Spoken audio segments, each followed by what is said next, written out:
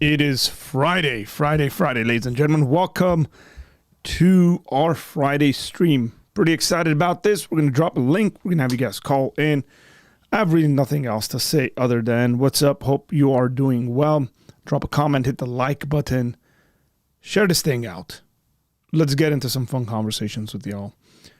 Nick Quint in the house. What's up, Nick? Hope you are doing well, my brother, and everything is going good. With that said, we need to catch up. Lots of different stuff going on. What up? Yes, amen to that. I pray you had a good week. Yes, back to normality to a certain extent because, holidays are over officially.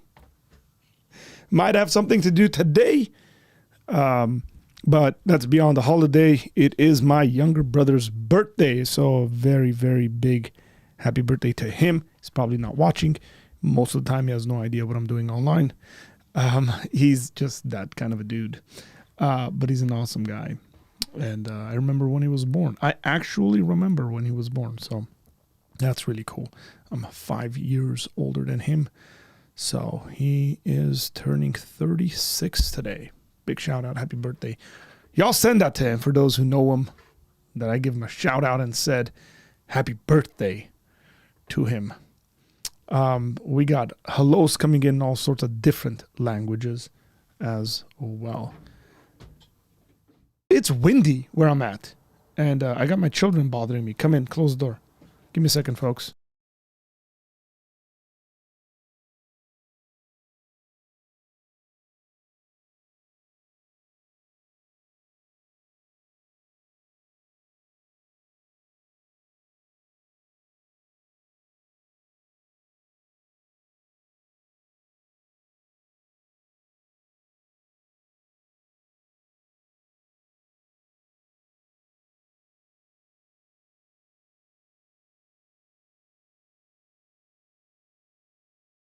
Okay, we are back. Oh, my youngest son. He's an interesting character. He just walked in here. He's like, "Can I trim the grass?"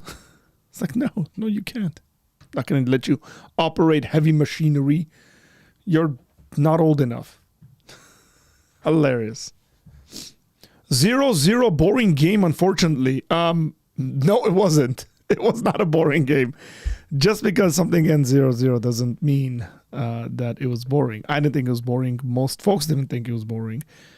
It was a game of two halves. Arsenal dominated, I think, the first half. Liverpool dominated the second half.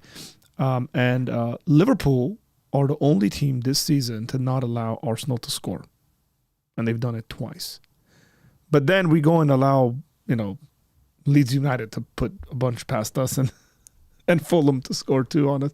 So, with all that said, I think it seems like people think Liverpool looked good. I think we were missing our attackers. I think the fact that we didn't have Ekitike or Isak, Gakpo playing up front like that is not my... He didn't even play up front, actually. He played on the wing, playing a false nine. Didn't really work. So, interesting game. Yeah, Arsenal is still at top. But they got to be careful, man. They dropped 2-3 games, and everybody's back in it. Cool. I'm gonna drop. That's not the link.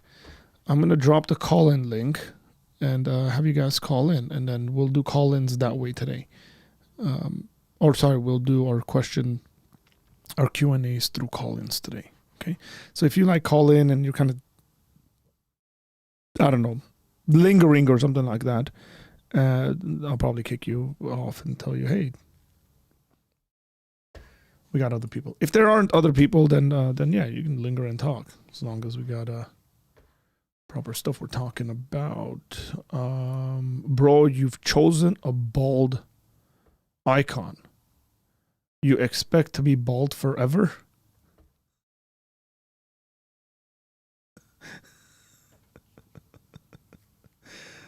Do I expect to be bald? Yeah, I'm beyond that, man. I'm too old to fix the hair situation. So I enjoy being bald. I've embraced my baldness. And so, yeah, I expect to be bald forever. Meaning until like I die, and I don't know, maybe in glory I'll have hair or something like that.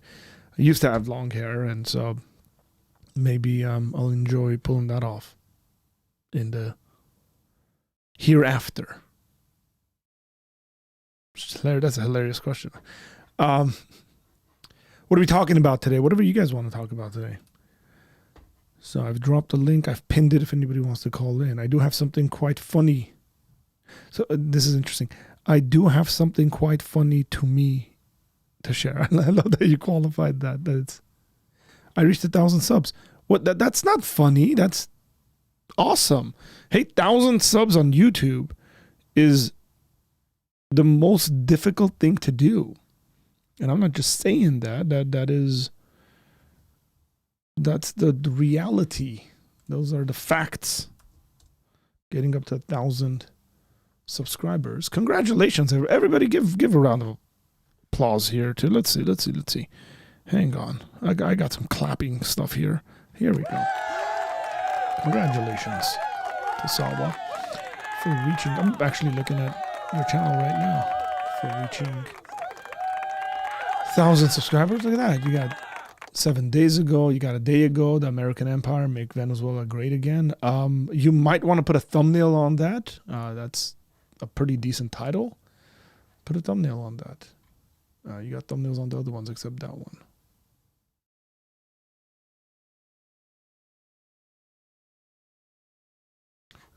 I love how a lot of your videos are just outdoors. It's like walking around. So yeah. Congrats.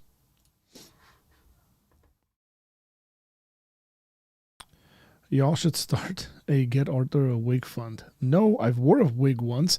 I played Jesus in a church play, and I had to wear a wig. I gotta say, it matched me. There are pictures out there.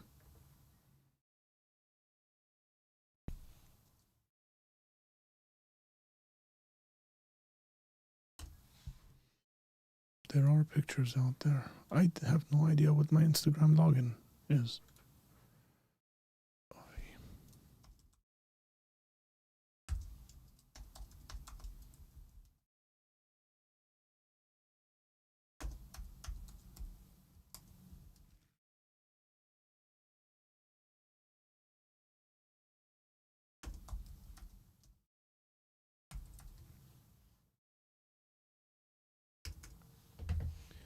Hey, my watch is updated. Trying to find it and pull it up for you guys, but I thought you were the goofy Sufi that often appears with David Wood. No, not the goofy Sufi. I don't even know what that is. Now watch David Wood. In the new creation via resurrection, will Arthur be resurrected as bald or as Arthur with hair? Hey, you know, the thing is that I could be resurrected with, you know, long, curly, wavy hair like I used to have. And then whenever I want, I can just shave it off and then grow it back again. That'd be kind of cool, right? What up, Jimmy? How you doing, man? I can see Arthur with dreadlocks. I did have cornrows. I have had a mohawk. Not like a crazy one, like faux hawk, I think. I've done crazy stuff with my hair, man. I've gotten hair tattoos. I had a big lion, like the British lion, on the back of my head. For a soccer tournament. I also did the World Cup South Africa logo on the back of my head. This is, again, when I had hair and I could do stuff like that. And those came out really cool. So, you know, grew out my hair. I've done just fun stuff. I've enjoyed having hair. I've also enjoyed not having hair. No, it didn't show a thumbnail for that video, the last video you posted.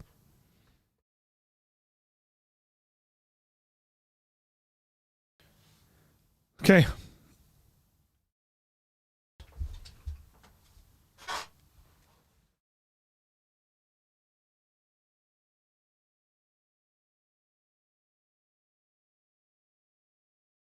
So about if you're serious about producing YouTube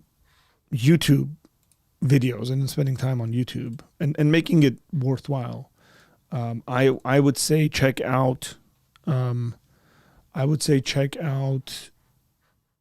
his name? I've shared this before, but the Think Media channel.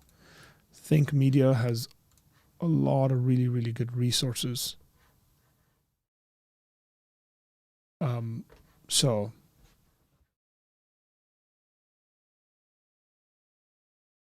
it will help you in regards to, optimizing it and whatever, getting attention and all that stuff. Hey, we'd appreciate you guys hitting the like button, by the way. My dad got a temporary tattoo of a guy with a lawnmower on his. I've seen those. Yeah, but so these are hair tattoos. These weren't tattoos. Your barber is making the design with your hair. Spain might win the World Cup. We haven't started with the World Cup, man. Just hang on. Question: if Arthur is resurrected as bald, then is baldness essential to Arthur's identity? Good philosophical question. What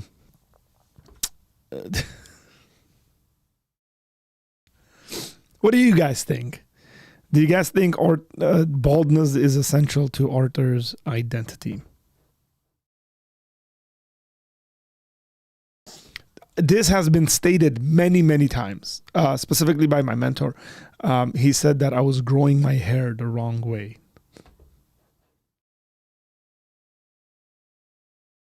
Nick is going to have more New Testament scholars on his channel. Go check it out, guys. Hey, Nick, drop your channel link in the comments if folks aren't subscribed and all that. Scotland for the World Cup. Wow. Ooh, an expert on Paul and Platonism. This would be interesting. I would watch that one. Not necessarily for the Paul conversation, but the Platonism conversation. What is it with us ethnics and curly hair? I have curly hair too, and straighten it. It's huge when left curly. Yeah, I mean, I had like pretty curly, wavy hair. Out of my children, out of the 4 children, 3 of them have curly, wavy hair. My third child, my second son, he has straight hair. Yeah, I don't know if it'll change and he'll grow up and become more wavy and stuff like that, but it's straight.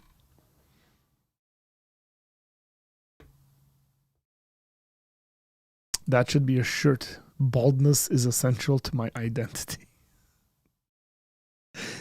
Maybe like we can put it in like a modal equation.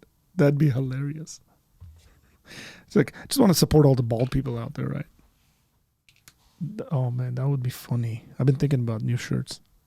Baldness is essential.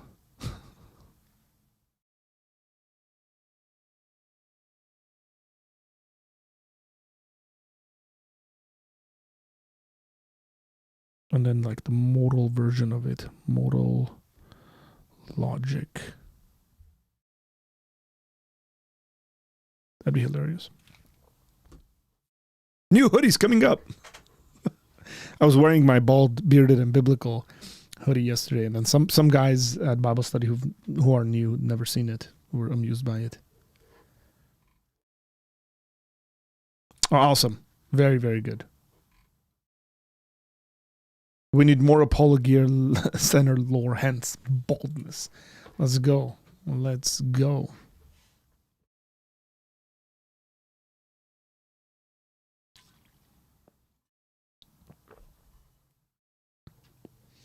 There's the grayness in my beard. If the way to the bedroom is via straight stairs, the child will have straight hair. If the stairs make a turn, then when they will have curly hair. Oh my gosh. Wow. Depending on your view of soul-making theodicy, baldness could be a facet of sanctification and thus essential to spiritual formation in the eschaton. The funny thing is I know exactly what you're saying in that, and some people just might not, which would be that is a solid argument. That is as solid as that.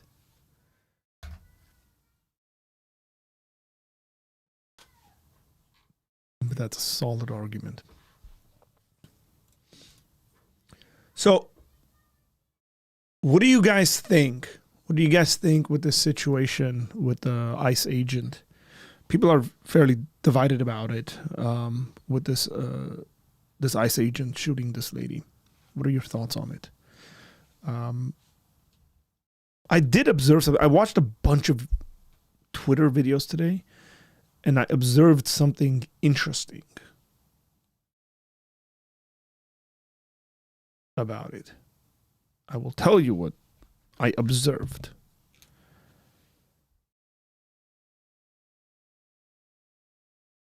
Just stick around.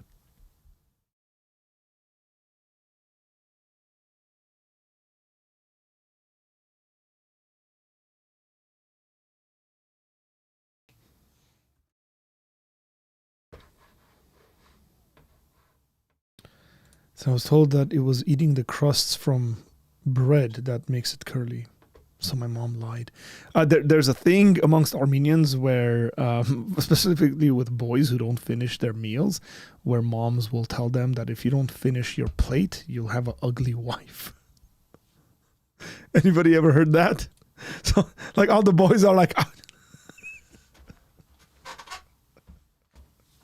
does that statement exist in anybody else's culture?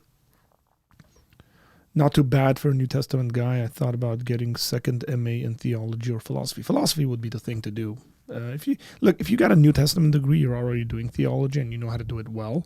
So in that case, I mean, if there was like an actual interest, get it in philosophy, right? Thoughts on apostolic succession.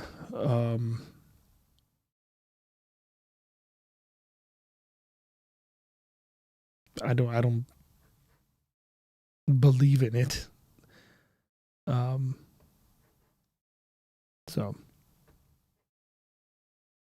Body cam shows that he was hit by the vehicle. Yeah, the question comes down to, I mean, is he significantly hit? Can you move out of the way? You know, those are the sorts of questions. Yes, the body cam footage came out. Correct. Also, new video. Whoa, bro.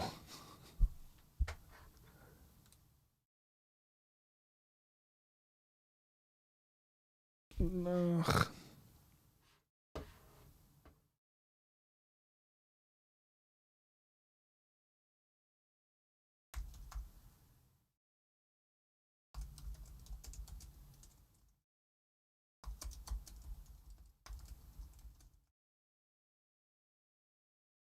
Oh, man.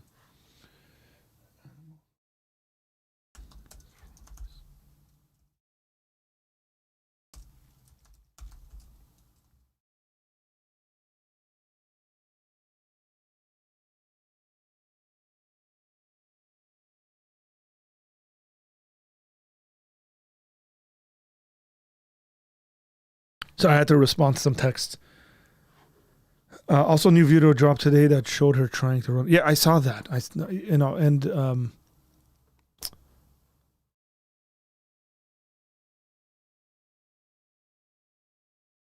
Maybe we'll look at some of those. I was told eating carrots helps you see in the dark. That's good one. Like, who doesn't want that superpower, right? Like, what kid isn't going to be like, dude, I want to have night vision? And your mom's like, this is the way to do it. You have to eat carrots. You eat carrots, you got superpowers. See, you turn into Riddick from the Chronicles of Riddick. I really like those movies, by the way. Big fan of the Chronicles of Riddick series.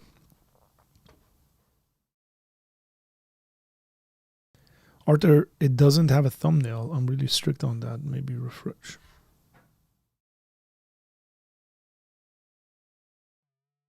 History, let's see.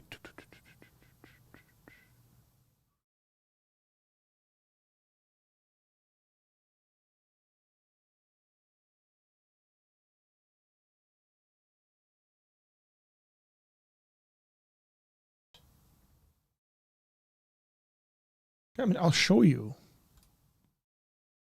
Like, I just opened it up.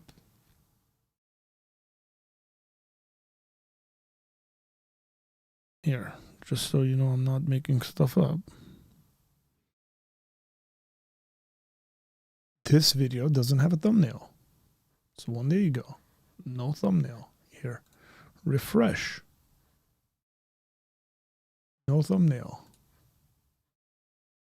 No thumbnail. So I don't know what's going on, but no thumbnail.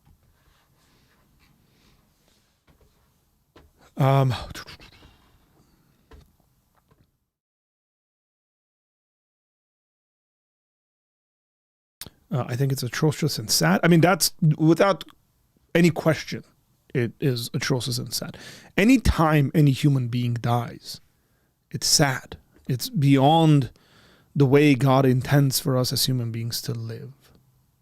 I have my views. I think you won't like it, though. It's very sad. Yeah, we're all sad over it. So, like, there's no question about it. Hey, God bless you too, Sergio. A car is technically a weapon, so wouldn't he have been defending himself? That's the argument, that it's in self-defense, and she is essentially threatening with a deadly weapon an officer of the law, and so they have a right to defend themselves. I frankly think, I'm going to make some controversial comments here, by the way. Tell you kind of where it's coming from.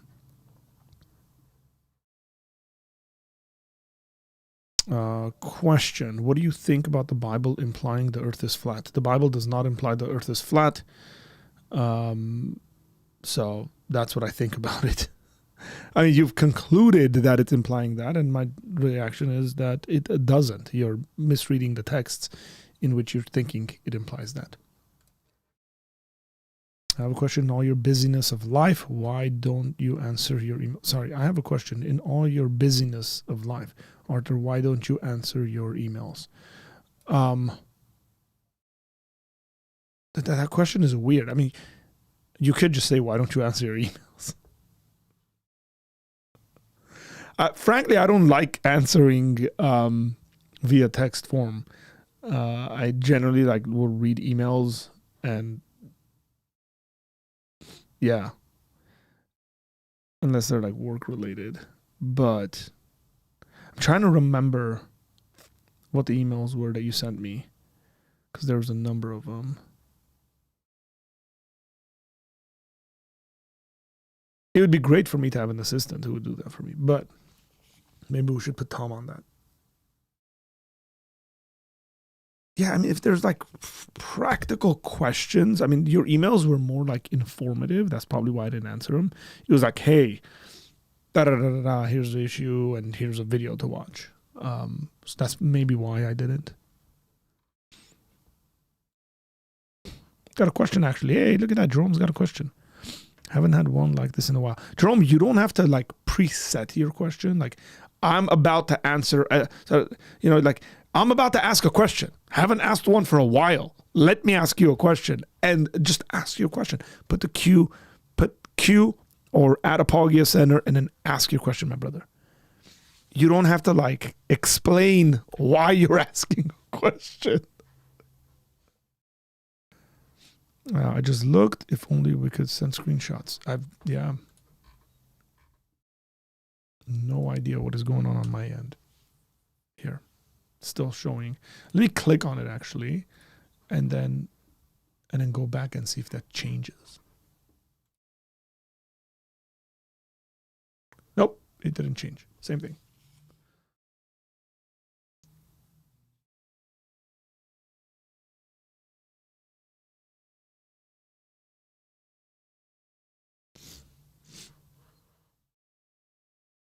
Can you show me the text that says the earth is not flat in the Bible? No, you would have to. No, I don't have the burden of proof. That's a dumb way to argue. Hey, show me a verse in the Bible where it says the earth is not flat. No, because the Bible is not concerned about the flatness or roundness of the earth. You're asking questions of the Bible that I think are beyond what the Bible's trying to say. And what I would say is, if you're going to argue that the Bible argues the earth is flat, you would have to produce the documentation for it. Like, oh, here's a verse where it's implying or assuming the earth is flat. And we'd look at the text. So it's not on me to show you that, because I don't think that you're reading it properly. So for example, if you're going to come up with verses that deal with like the four corners of the earth, right? The Bible speaks in these ways. Like, is it textually trying to say that? Is it saying something else? That's what we would get into a conversation about. Okay. I'm not going to take on the burden of proof. This is why you guys need to learn how to argue well. And when I say you guys, I mean like a lot of you guys on the internet do not know how to argue. And I don't mean being argumentative. I mean presenting arguments, being logical, taking on the burden of proof, shifting the burden of proof. One of the things that I try to show people on this channel, and again, not necessarily like teach people in that sense, but show them in practice, is how to do this well. Now, who does this? Like, do you guys actually go around? I mean, it's hilarious to me. I mean, Muslims do this, where they're like, show me in the Bible where Jesus said, I am not God, or I am God. And it's like, he doesn't have to. And when you start actually showing texts that are very clearly showing that he's God, they'll be like, no, he has to say, I am God for me to believe it. No, like, that's the lousiest way to argue.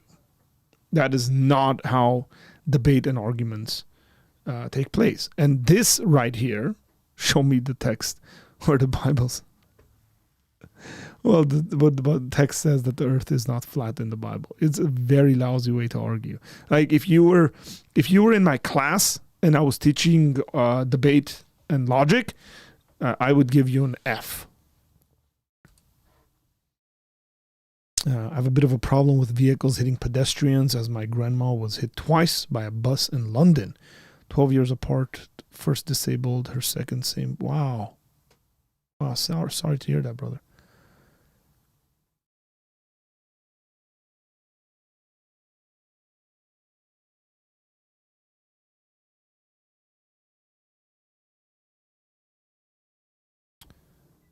Isaiah 40:22. But again, here's the thing. I'm not going to take that burden of proof. I mean, you guys fall for it so easily.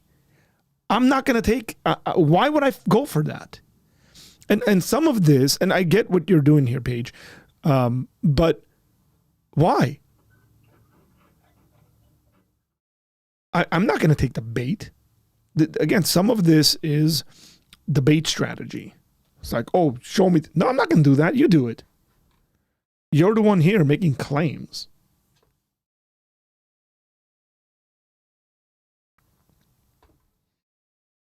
And yeah, that's a passage. But their model can their model can be like, well, it's flat. It's got this dome, and God, it's talking about the dome that God is sitting above. That sort of stuff, right?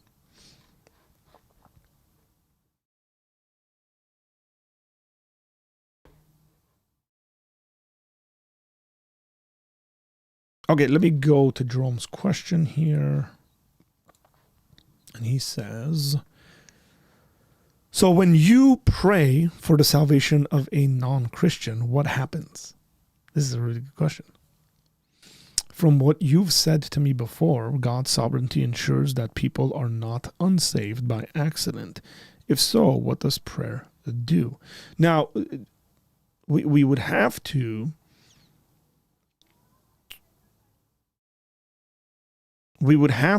clarify a couple of terms here that are important, my good friend. One of them is, are we talking about prayer in general when it comes to different activities and asking God to intervene in your life? That's one. And then specifically, we're talking about salvation or prayer for salvation. That's a different issue. In my mind, it's a different issue. And that's, I think, important to mention. Because I do think that there are things in which prayer does make a difference in a realistic kind of sense, right? And then I think there are things where God has taken the prerogative whether we pray or don't pray, God's going to do his actions. So those are some categories to have in place. So I generally, when it comes to my prayers, I don't pray things like, God save so-and-so. I don't see, I can't think of a Bible passage where we see that, first and foremost. Now, if somebody's got one, send it my way. We'll look at it. So that's one. Second,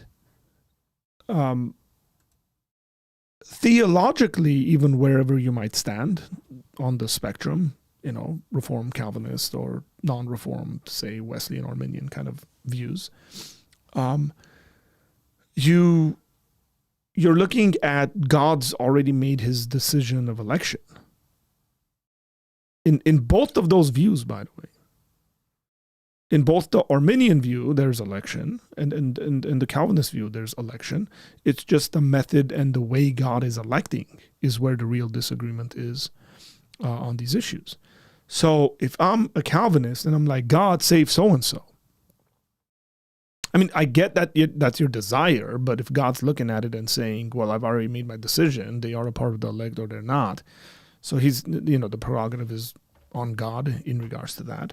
If you're Arminian in the classical sense, and you're like, well, God save so-and-so, and God's looking at it and saying, well, I know what they're going to decide in the future, so I've made my decision on that issue. So for me, I don't really see the point of that. I would rather, I pray, I would say more particularly in regards to God doing specific things in people's lives that don't know him, or people who might be in certain situations. And I would pray, God, I pray that you'd use this situation to reveal yourself.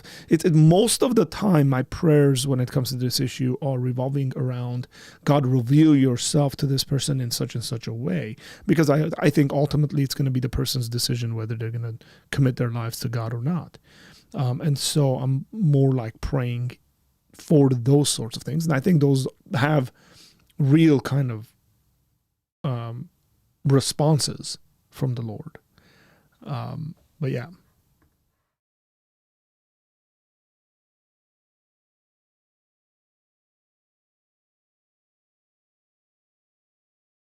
It would be prayer for the latter sort. When you and your friends prayed for me, that retreat that you had a while ago, did that do anything substantive? I think so. And again, my prayer. So I can't remember exactly what I prayed for you, but it probably was something like, God, reveal yourself to Jerome in ways that he would be open to, help his, soften his heart toward the gospel. Those are the things I would have prayed.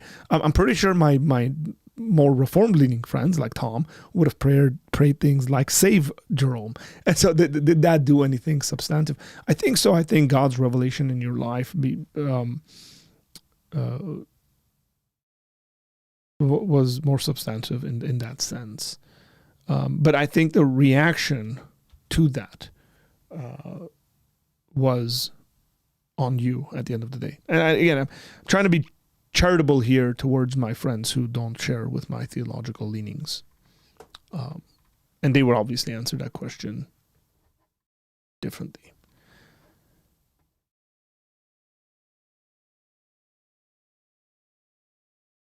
Okay, let's say, aside from just you burying your head in the sand, everything else takes full of the... you guys are talking about flat earth stuff. Okay, it seems odd to say that if a particular person didn't pray for a person, that something ultimately bad will happen to them, like go to hell, yeah. And every Christian that I've heard acts as if prayers are something somewhat urgent. Yes, there again. I think I would put prayer for the salvation category. Prayer for salvation in a different category versus just general prayer for other things. Where in the Bible does it mention the Trinity? Sure, I'll take the bait on this. John 1:1 very clearly argues that Jesus is God. Acts chapter 5 very clearly argues that the Holy Spirit is God. And we have plenty of arguments that the Father is God. And so therefore what we observe in the pages of the Bible is that the Father is God, Jesus is God, and the Holy Spirit is God. And we also get arguments that there's only one God. There you go, the Trinity. There is one God, one in essence and three in persons. Happy? Now, in order for you to actually have a case here, you got to dismantle every single one of the points I just made. That John 1 doesn't argue that Jesus is God, that Acts 5 doesn't argue that the Holy Spirit is God, and that, or the Bible doesn't argue that there's only one God. So, have at it. SK8817-Q4C.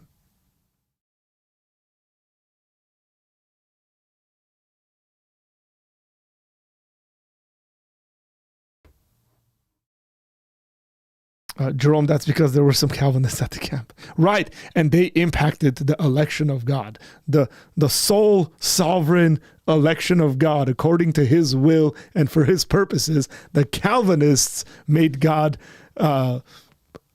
whatever their way of answering that would be. You're an atheist. Oh, gosh. Okay. Okay, so go. Now you're... I told you that I don't think the Bible argues the earth is flat, and then I just gave you an argument for the Trinity. Now, what now, Mr. Atheist? Oh, I love the atheists. Please tell me this is not Sean. Sean, tell me this is not you under a different account. Because then I'm going to be disappointed. I prefer for the new atheists to be here and have a good dialogue with me.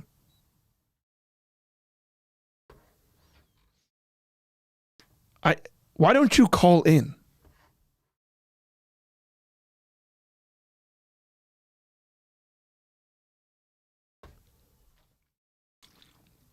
I promise I'm a really fun person to talk to. The thumbnail is up. Let's see. That's interesting. Okay, let me do it on an incognito mode and see. It might be some...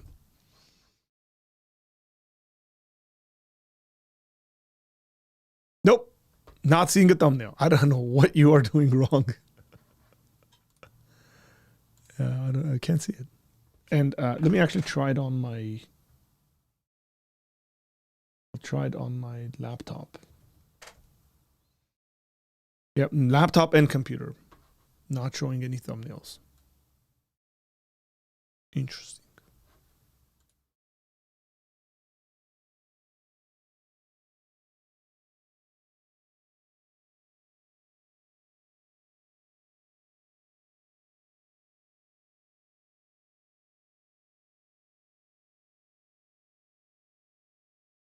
I like the Venezuela and my hope for 2026 thumbnail. That's a cool thumbnail. It's nice. Looks like a documentary thumbnail. It is Sean.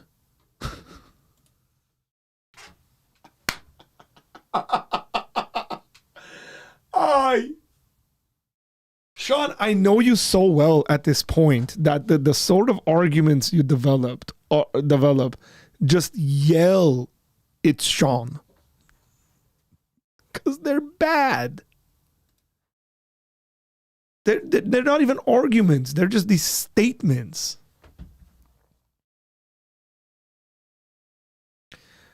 Oh my gosh. Sean, you're something else, man. You are something else.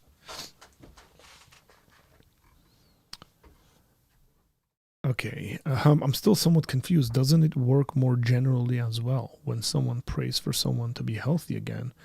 Does that do anything? Yeah, I think it does. But again, I think the salvation conversation is a bit different. People's salvation. In regards to say someone's health or job or something like that. I think that categorically they're different sorts of things.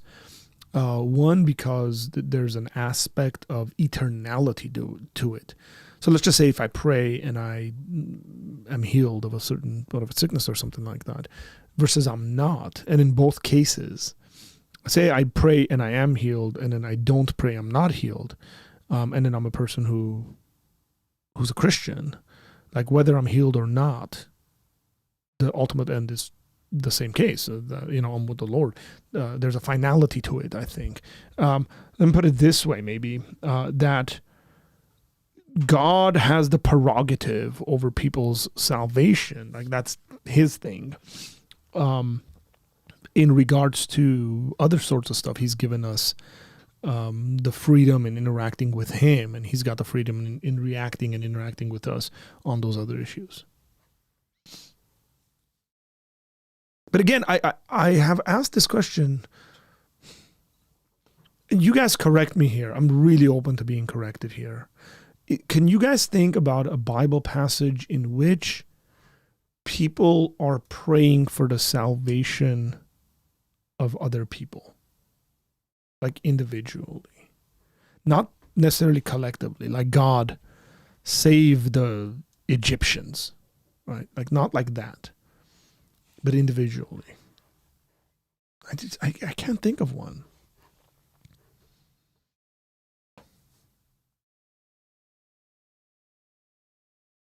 So I refreshed it. I opened it up in a cognito mode. I have also opened it up on a different computer. Not seeing it. So maybe it's because it's in Australia and it'll get to America, soon.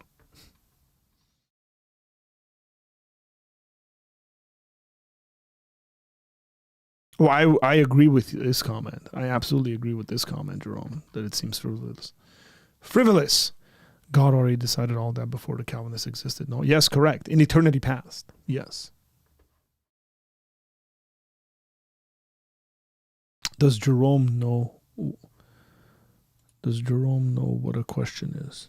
Like one question instead of 5? Prayer is not a ritual formula or a way of controlling outcomes, but as a relational communication with the living God.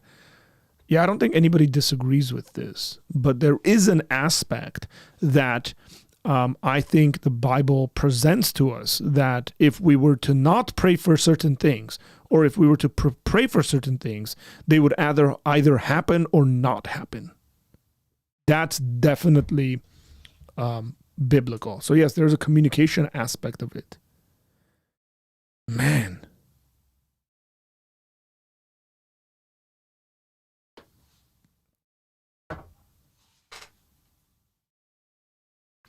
Tom is sending me pictures of his food.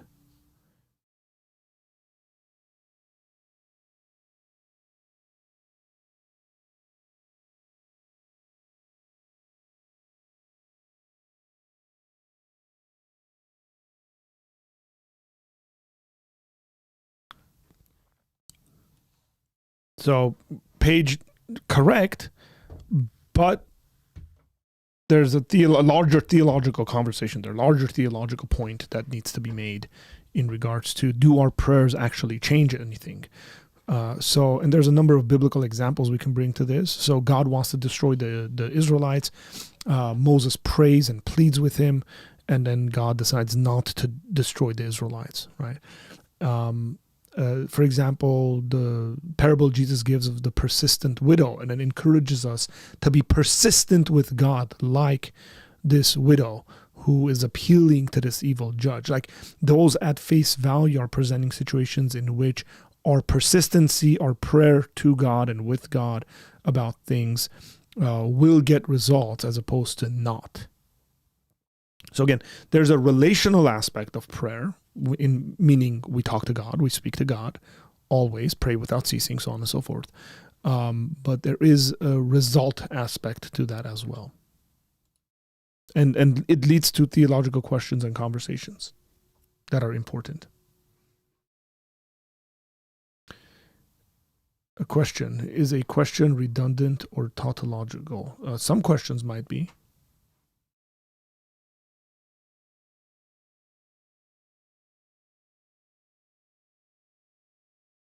Maybe I misunderstood time or something, but my immediate thought is that prayer can't do anything just because God knows how time is going to play out free will. Yeah,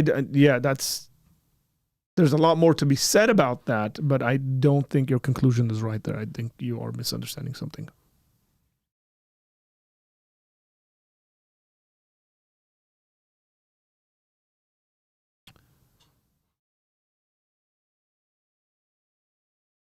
Think we should take over Australia and liberate it for its oil and resources. Romans 10:1. Let me look at Romans 10:1.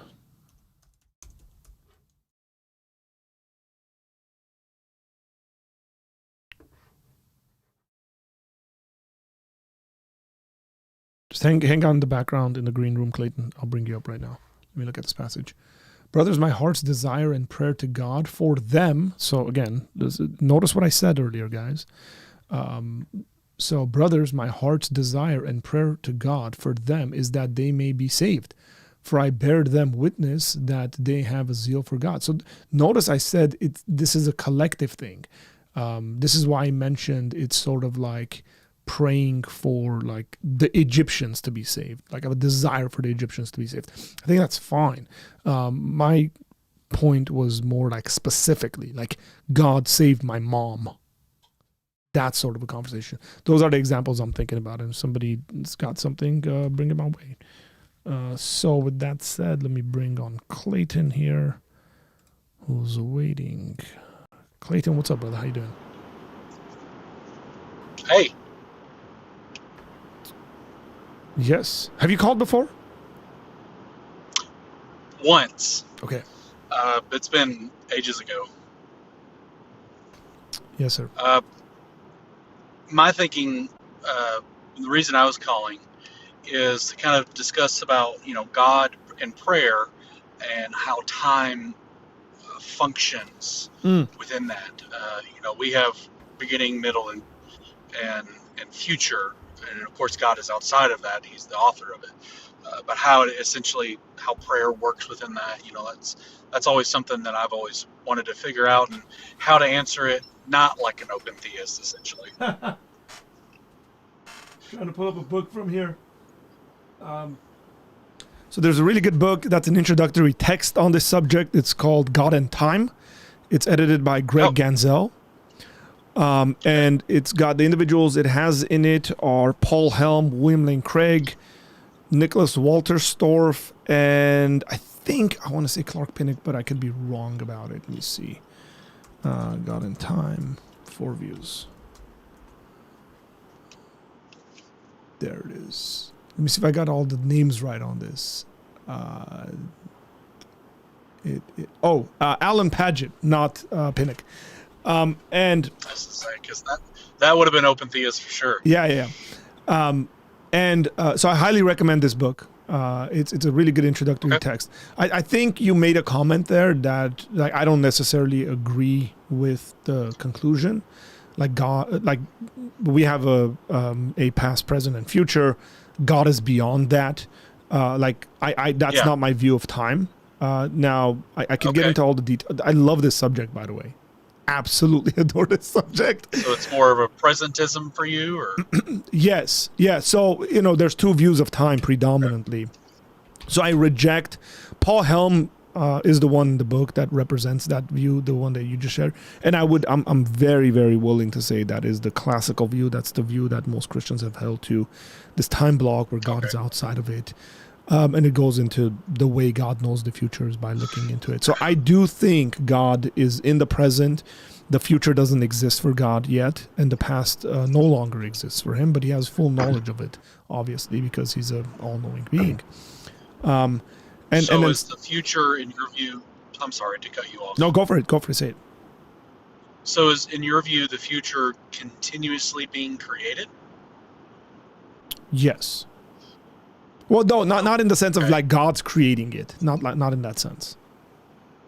But it's coming into being. Or is it correct? so it is naturally unfolding. Hmm. So, is in your view, it does God know Yes.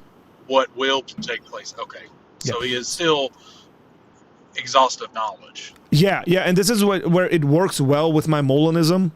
Because the question isn't necessarily for me. I mean, I'm not an open theist, so the question's not that God doesn't know the future. It's really, how does God know the future? That's the real question we're asking. Is God's knowledge of the future because it's present be in front of him? And so therefore he has access to every single point in history and so therefore knows it? Or is it based on something else? And this is where the Molinism comes in regards to middle knowledge and helps out with that. The open theist argument is, right, like the future is an impossible sort of knowledge to have. So therefore you can't say God is limited in knowing the future because it's, it's equivalent to God knowing how many angles a circle has or something like that. That's the category they put it in. And I think philosophically, the open theists have some stuff going for them in regards to arguing for that. I think biblically they got a lot of issues. And so for me, my philosophy, submits itself to biblical revelation and what we know to be the case from what Scripture says. And I think it's pretty clearly the case that God knows the future.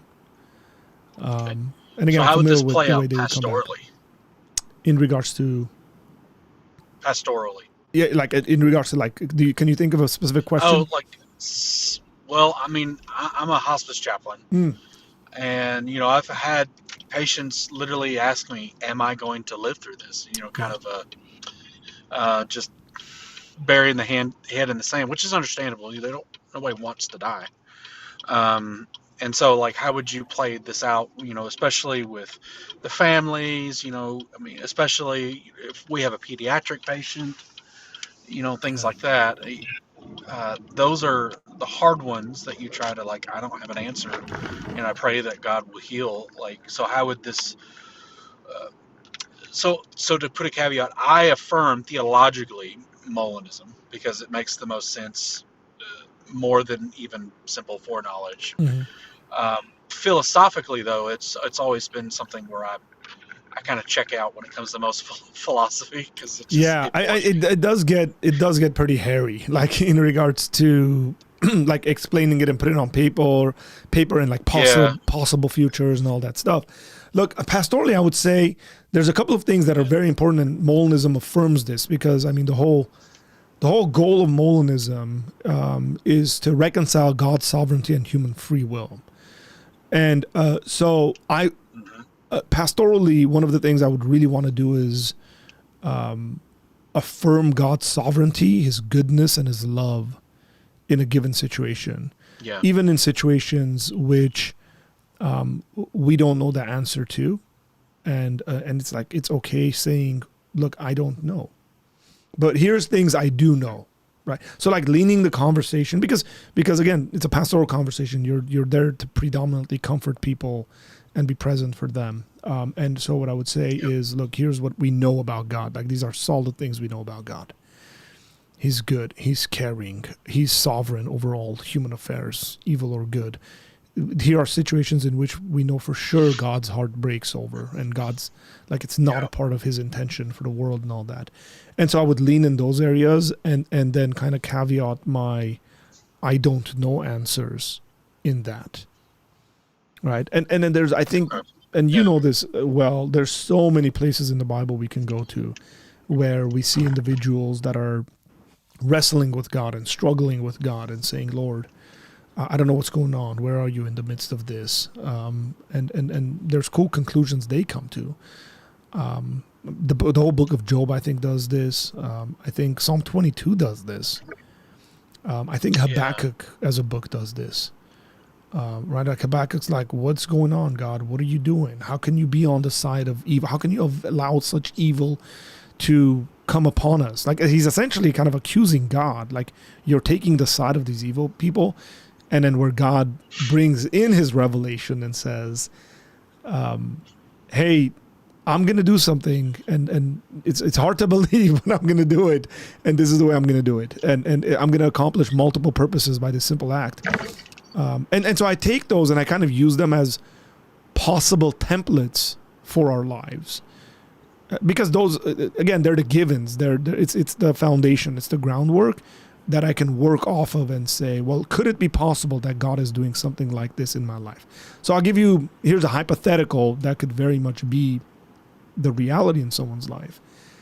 And it is, well, my spouse is sick. We know with certainty, decent certainty that they're going to pass away. And we don't know where God's in this situation. And I would say, okay, could it be that God is not healing in this situation because he's more concerned about the salvation of your spouse? And that through this suffering and evil that's coming about, he's going to be saved. Your faith is going to be strengthened. And then numerous other individuals will get saved through seeing what's transpired in this person. Like, I'm saying that and I'm thinking about an individual where that literally happened to. In my life, that was a young man, got a horrendous form of cancer, but fit as a fiddle. This guy randomly got this horrendous cancer, ended up passing away. His faith grew by bounds as he was sick, like an insane amount. The pastor that preached at his funeral said that he used his prayer journal and his notes to come up with the sermon. So he was saying that individual was the one that essentially gave the message at his own funeral. And then there was a number of people at his funeral that became believers because of that testimony. And Praise it was God. We counseled with the family, spoke to him the night before he passed away, and went through there's brokenness, there's quite a bit of things there. But it seems to me when I look at the biblical data that would be the way God would be doing things, because God has a larger picture in regards to what is accomplishing in the world. And eternity has to be a part of that conversation. And so I kind of bring these puzzle pieces together and say, is there a potential for this sort of a thing? Even though we have situations in which we don't have answers particularly. Just brokenness in that situation. Wow. Yeah. All right. Well, that's all I needed to ask. Oh, thank you, man. Thanks for the question. I mean, this is a subject I thought about quite a bit, and it's a hard one, but it makes sense of a number of things I think that we struggle with generally.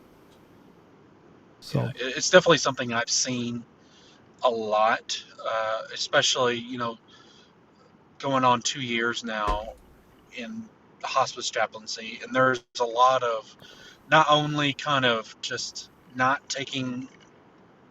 believing the reality of the situation, but also the very fact of when the passing does happen, or how much it just leaves why me, why is this going on?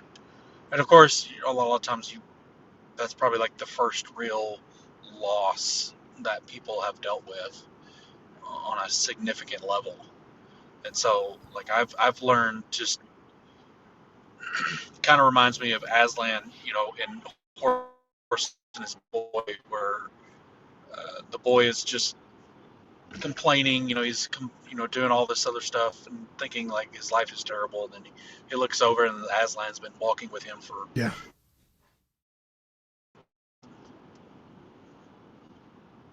So I've learned to participate in a ministry of presence. Yes, and that's very important for individuals that are specifically in ministry to know that it's not, whenever people ask us questions, it's not necessarily always the case where they want to hear the answers. They're just, I don't want to say they're just venting, but they're thinking out loud, right? Grief brings about a certain kind of reaction. And for those who are going to be called into spaces where people know you're a Christian and they're going to immediately ask you questions. And maybe even in frustration, they might even take out their frustration with God on you. That's happened to me. Yeah. You're the guy that should have the answers on this. And my response has just been, look, I don't have an answer about this. I can't particularly tell you why this situation happened in your life, but I'm here with you. I love you. Yeah. I'm praying with you. Like, here's a shoulder to cry on. I'll cry with you. And, you go back to Jesus talking about weep with those who weep and rejoice with those who rejoice. And I do think there's a very, very important point to be made about what you said, the ministry of presence. That's absolutely necessary. I think, especially for those of us who are in the apologetics world. And then when it comes to the problem of evil, and I'm not talking about like theoretically speaking about the problem of evil, but somebody actually going through evil and suffering, do not be too quick to jump the gun and try to answer their question. My recommendation to people generally has been be there, be present for as long as you need to be. Eventually, as people grieve and kind of are, I don't know if people ever get over their grieving, but I would say the emotions have settled to a certain extent. Then you can have those logical conversations at that moment. And that might be in 6 months, in a year, in 2 years, depending on the situation. But like, if they ask you a question about why is this happening, don't be like, well, I got 3 arguments for this. It's like, you will do way more harm. Like, it's better to say, I don't know. And then maybe we can talk about that later. And then, later on have those conversations. There will be a time when it's a proper time to have that conversation. So when I look at Jesus and people are suffering, like Lazarus' death, like his claims, like, I am the resurrection, like, these are hopeful things that he's saying. Yeah. And it makes sense because people are suffering. They need that. It's like, don't lose hope. I am the resurrection. That statement stands true to anybody on the planet right now who's going through similar situations, to say, we don't know the answer to this, but Jesus is the resurrection. Like, this entire situation, all of this human predicament we have, will ultimately be restored. Yes. And that's a great hope that the Christian can offer that I don't think other people can offer. Other worldviews can't offer that. And I think we should lean into that. We shouldn't shy away from that at all. No, we're the only worldview that actually promises resurrection. Yeah. And a fullness and a fullness of it's not just like the resurrection, like we will live forever. Like, I think that's a very limited view of what God is actually saying in the Bible. It's that there's a restoration of things to the way that God wants them to be. That's very important. And it's not just we live forever. Like, quite often it just becomes about us living forever. But it's not just that. There's harmony between men and God. There's harmony between human beings. There's harmony between the creation and humanity. Like, there is a harmonious picture the Bible gives in the resurrection, where the earth is set right? The creation is set right, and we should really lean into that. Let me read this comment because I think it's encouraging to you, by the way, and I was going to thank you for the work that you do. Yeah. Sawa says, I must commend this brother for his work. It's extremely difficult. I used to volunteer in 3 nursing homes, experienced my late dad's passing too, not to mention so many others. What a lovely, godly man. So be encouraged with that, brother. Thank you, sister, and I thank y'all for encouraging me. Definitely, it's not easy. But I wouldn't do anything else. Yeah, so. And that's how you know you're called for it. Like, yeah. These are the moments where I would say, like, just not that you're not under stress, but for me, are extremely difficult. I don't know how I can communicate how much it takes out of me to be in situations like this. Oh, wow. And I've been in a number of them. And then when I observe people that actually like have a calling towards being there, and I go, that's the difference. Like, I can see the difference there. And so, I mean, I don't want to say that we should retreat from situations like this, because sometimes God will put us there and he's called us to be there specifically for that. But in regards to life calling, there's something special about people like you who do this kind of work. And I thank God for you guys, man.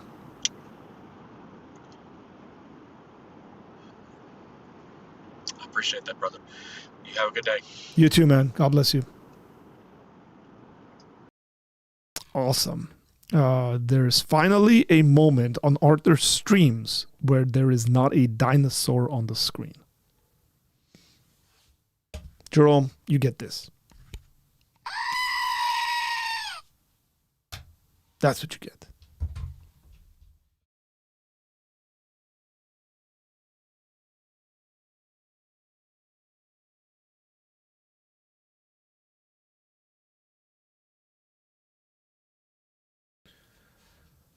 Okay.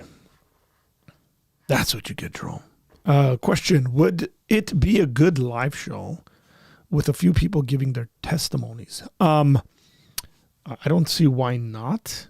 I would probably want that to be individuals who've been impacted by apologetics, rather than people just sharing their testimonies, because this is an apologetics channel and an apologetics ministry. It got to remember to sit back.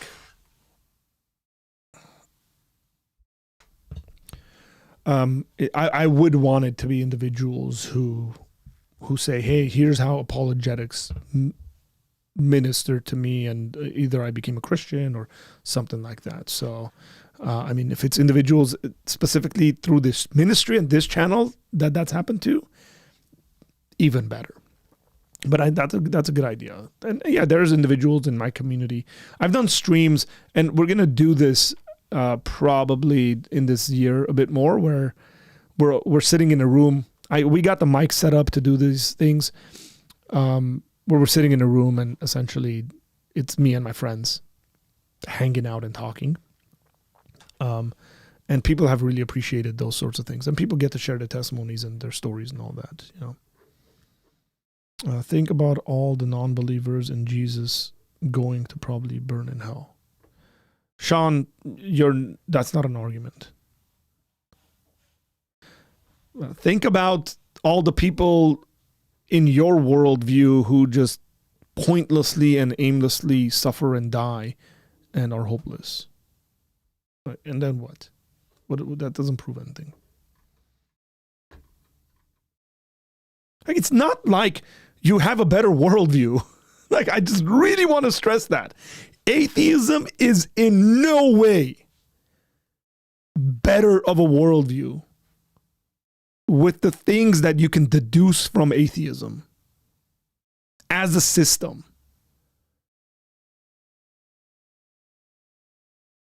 Zero encouraging factors in atheism. Like, explanatory power, -10. Walking around saying, I don't know, to every single question that's out there. Being forced to give into some kind of determinism and moral relativism doesn't in any way produce a system in which I sit there and I go, wow, what an attractive way of living. I want to live that way. This is why you get a lot of atheists who say things like, who are honest with themselves, who say things like, man, I wish Christianity was true. It's so attractive. I can see why people become Christians, because it's so attractive. There's explanatory power in there. It's not like you got a better worldview. Like, it doesn't even come close, man. It doesn't even come close. It's better than an eternity in hell. Okay.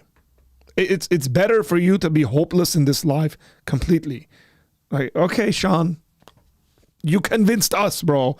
Like, I definitely want to live my life the way you're living it. Like, it's very interesting to me what atheists who are actually interested in apologetics material would be doing with their lives if Christianity didn't exist. You guys would be even more hopeless. Come on, man. Let's see. It was apologetics that helped me get through having come out of the charismatic movement 15 years ago. It literally saved my life. There we go. Come on now. I want to try to understand what you were saying before. So prayers, non-Calvinist ones. Well, I don't want to categorize it like that, but okay. Because even Calvinists believe that prayers are efficacious. Salvifically, even though God has knowledge on the future, are we changing God's mind in doing so? Again, I don't think we're changing God's mind in regards to the salvation of particular individuals, but there could be the changing of God's mind on other issues. That's I wonder whether that'd be a conversation to have in person. That'd be better. I think my food might be here. If you don't want Jesus, he won't force you to be with him, but the alternative isn't good, for all good things come from him. Amen. The hopelessness in atheism is extremely dark. The despair, if it's contemplated on, would be deeply disturbing, depressing, and life-sucking. I completely agree with you. I wasn't necessarily saved by apologetics, but trying to now use apologetics to save people from similar addiction backgrounds. Not me doing the saving, obviously. Yeah. I ain't hopeless. Yeah, because you're not honest with your worldview. Like, what's the point of your existence? What's the point of your whole life? Reformed theology brought me back to God and gave me a high view of God. As I read the Bible more, I begin to disagree with many aspects of Calvinism. Interesting. That's a very interesting testament there.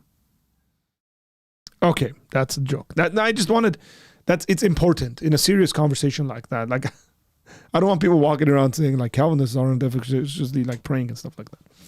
Hey, I noticed something. Would I rather be Jewish? No, because I'm more Jewish than the Jews.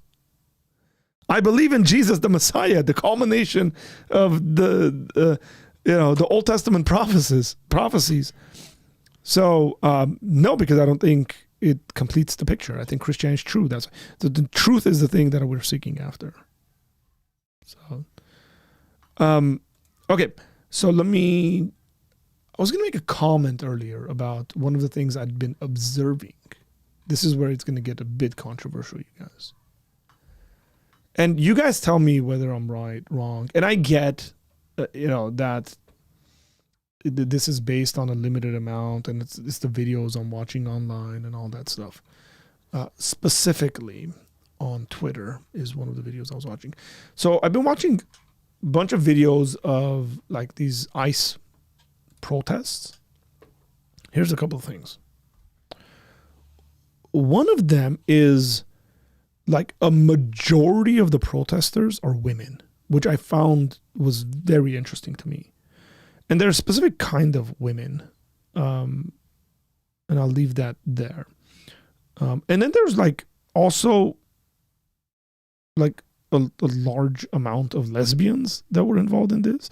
And I don't necessarily have answers to this. I could be wrong. I might be generalizing here or overgeneralizing, and that's fine. I stand corrected on that. But I was thinking about how entitled Americans are, where they're like going up to police officers and they're like instigating and they're cussing them out. And then now they're, blocking them in, driving their cars on them. And like, as a guy who's been pulled over by police officers in my younger years, a good chunk of times for no apparent reason, seemingly no apparent reason. I mean, definitely no reason that required me to be pulled over. But I understand why they pulled me over. Predominantly because there was individuals that looked like me and were doing a bunch of doofus stuff. And so, and I knew like, hey man, like there's ways that you can act to de-escalate the situation. And there's ways that you can't act.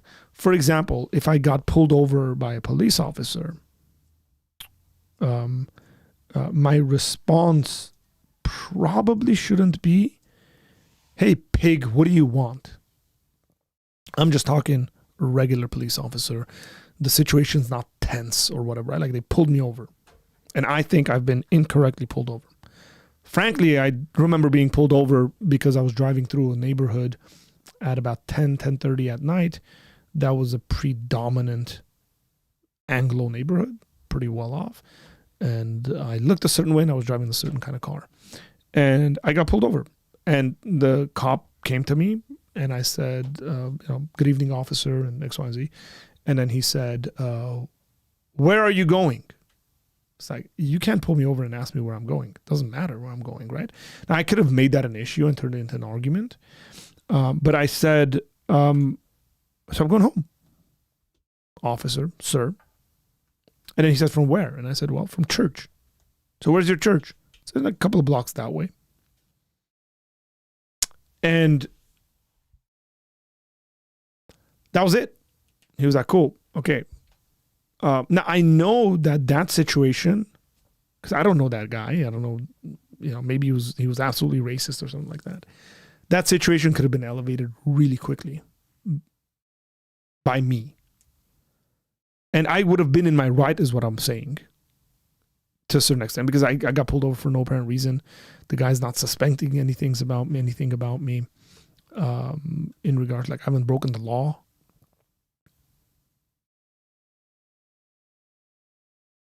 And so I'm taking those experiences I've had and putting it into the situations I'm seeing. Like, dude, these guys are already on edge.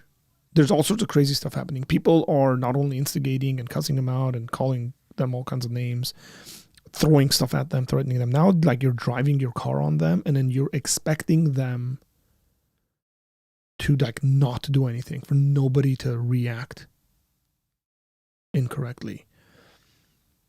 And then, like, there's this aspect of, like, the aggression of American women is insane to me.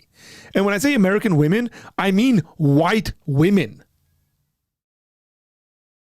are insanely aggressive in situations where caution should be the wise thing to do. Like, go out and protest. Like, apart from this video of this woman getting shot, I was watching another video in Portland where this woman has got this gigantic truck, has boxed the minivan of the ICE agents in, is recording and yelling and cussing them out and saying all sorts of stuff, calling out the neighbors and saying, bring your cars, block them off, and just, like, verbally abusing these ICE agents. I'm just like, as a guy, as an immigrant ethnic guy, I would be like, that's probably a bad idea. Like, number one, you're breaking the law in many different ways. But the fact that you're so privileged that you don't even see it, that in 99% of places in the world, if you were to do that, you'd get beat at the very least. Not advocating for that, by the way. I mean, I'm glad we live in a country where the law is king and that police officers need to submit themselves to the law. Do all of them do it all the time perfectly? No. But again, I say no because I've experienced it. I've experienced it preaching the gospel on the streets. I don't need someone to tell me on MSNBC or CNN that police officers step out of line. Like, I've experienced it preaching the gospel on the streets peacefully. Predominantly from leftist cops. Ironically. Who've made up laws. Just absolutely invented laws. I'm looking at situations like this, and there's an absolute arrogance with white women in America. But they think they're defending, like, I don't know, minorities. I don't know. I can't figure it out. Right? I really can't. It's weird. They're dangerous situations. And they're putting themselves in dangerous situations and doing very dangerous things. And I think they're actually expecting, and they don't realize the privilege of it, they're actually expecting that nothing's going to happen to them. And then when something does happen to them, like the situation with the shooting, everybody's shocked. Like, there was a video I was watching, and this lady, it ended up resolving well. This lady was, like, in a place where there was an active kind of scene going on. And the ICE agents came out and said, ma'am, you cannot be here. you need to get behind the perimeter because there's an active situation here. Like, you could get hurt. She was like, okay, just show me where to stand. Show me where to stand. And the agent was saying, it's completely fine for you to record. We don't have any issues with it. Multiple agents came out. The boss came out. The guy in charge came out. There's a female officer there telling her similar things. They walk her to her car and they go, ma'am, we are law enforcement. We're looking in your car and you have your child here with you. It's a dangerous situation. The woman officer was telling her, you have your child here. This is a very dangerous situation. Why do you have your child here? She's like, don't tell me what to do, and all this stuff. And then I'll bring in a guest in a second. Just wait on for, if that's okay. And so, you're frozen, by the way, or this is a comment to our guest. I don't know if you want to call it back in.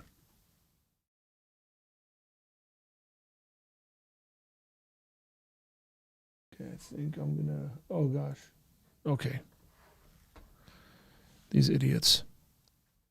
I've never had a situation like that, by the way. That was the first time where I had someone call in and the video was pornography.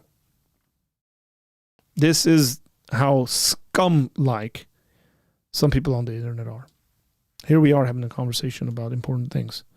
And they call in and the video they have that I was going to put on the screen. Thank God I didn't. Because usually I'll just click the button and it'll bring them on. It was pornography.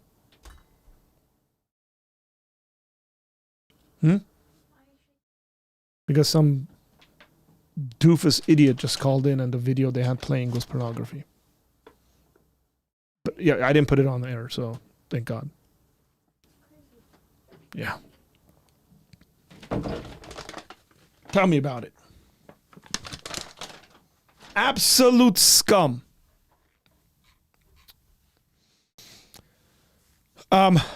So basically they take her behind the perimeter and they tell her, ma'am, your child's not in a booster. We can give you a ticket for this. She goes, I don't care. Give me a ticket. I'm just like, oh man. How do you deal with these folks? It's nuts. It is absolutely nuts. I missed your follow-up from earlier, so I got to go back. Okay, I think this is a follow-up. What do you think? Yeah. What do you think the other issues would be when I've thought about this in the past week? I sense that prayers may make the particular non-Christian to think about. Yeah, I mean, it could be that. It could be that God can give them... Look, having information can go two ways, right, Jerome? One of them could be that it leads to someone's salvation. The other one, it could be that it leads to their condemnation, where they are no longer without excuse. I think people are without excuse anyways, but they're like, I never had evidence. Like someone like Sean. Frankly speaking, I don't think Sean can stand in front of God and say, you know what, I never had a reason. Like, God, you should have given me more evidence.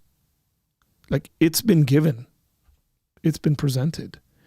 And so the evidence that's been presented, if I pray that God would reveal himself to that person, and then God does reveal himself to that person, even if that person rejects the gospel, God's answer to that prayer was not in vain. It didn't lead to their salvation.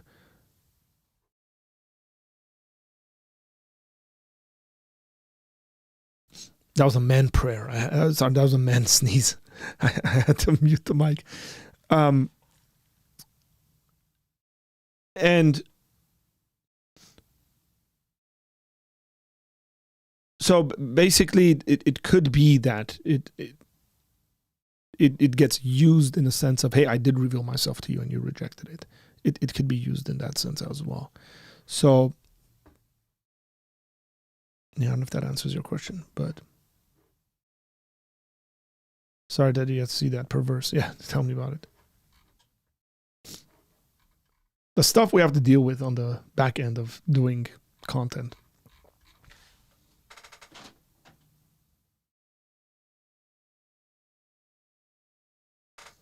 Man, this food smells so good.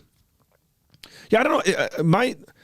Dinosaur. That was a loud sneeze. I mean, that was a sneeze. If you guys heard it, you would have been scared. If my children had heard me sneeze like that, they would have been terrified.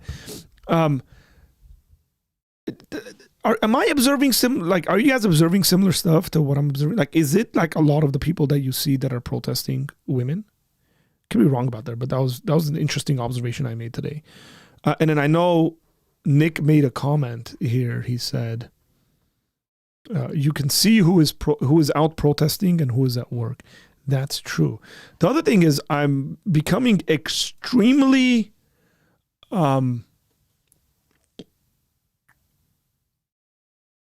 what's the word? Disillusioned with protesters. It seems like there's really good evidence, in my opinion, that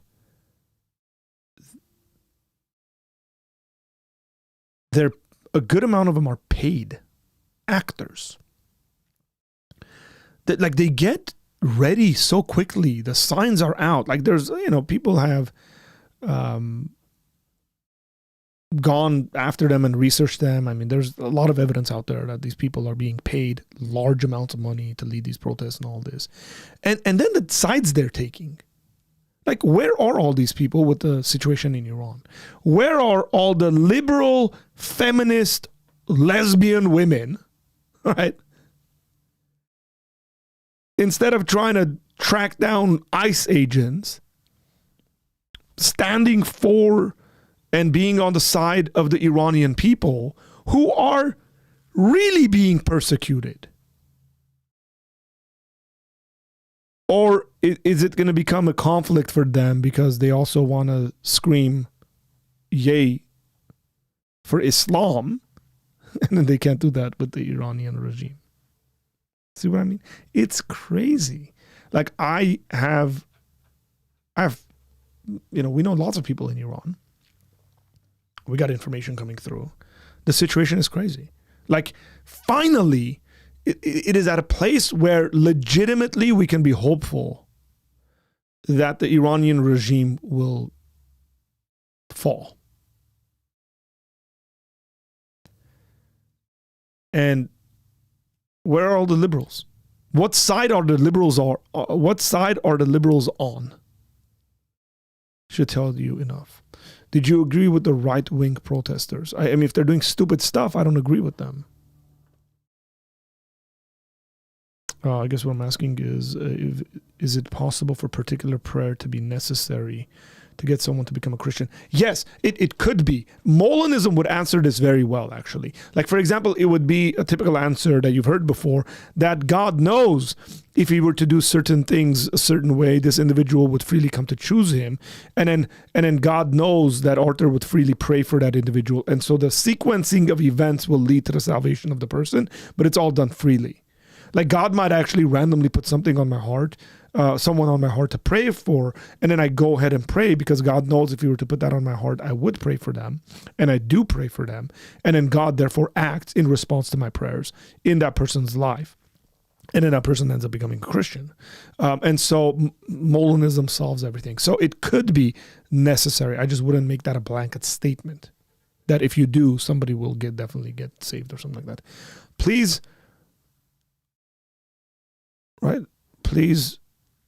respect the Big Mac. What are you trying to say here, Trach? Are you saying pass? Are you saying respect the Big Mac? What are you saying? I don't know. I'm confused there.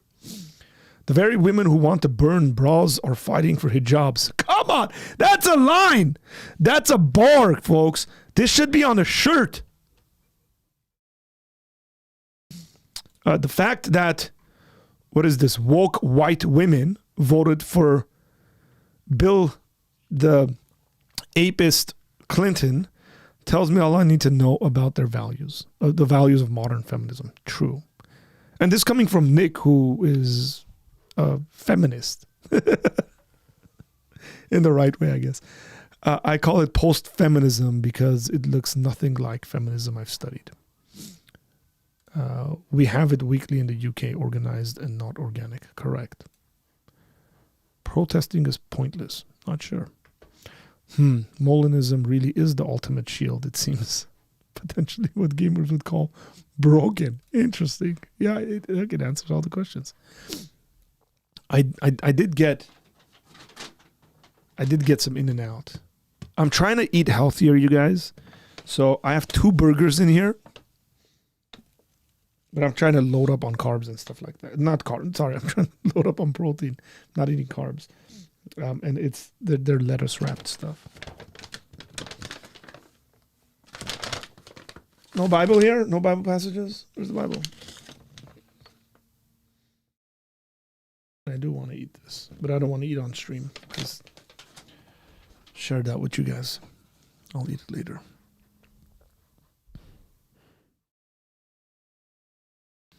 Perhaps I should call it post-op feminism. True. Trump is probably a PDF atheist that Christians like. Okay, Sean. I weighed. I told you guys I weighed myself the other day, and I have dropped 5 pounds since I weighed myself. I told apple juice goes well with In-N-Out. Come on now. So we're slowly dropping the pounds.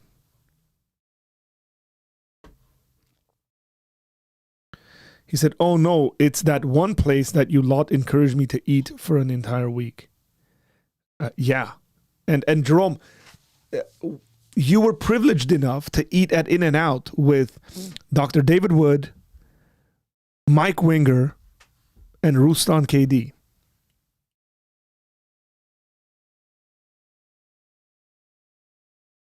Welcome to America, bro. We're a free country. In England, they, if you put Bible passages on your packaging for your burgers, the government would come in there and take your business away.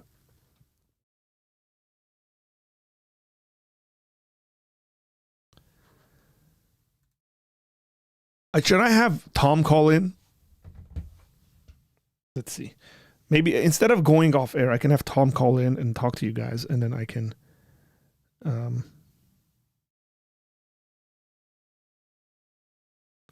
he can run the stream and then I can eat and then come back.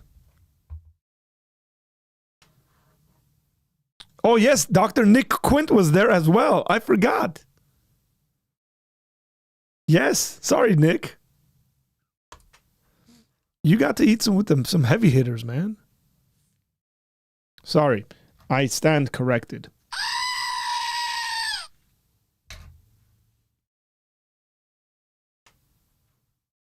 He said, no, you would probably be locked up for hate speech.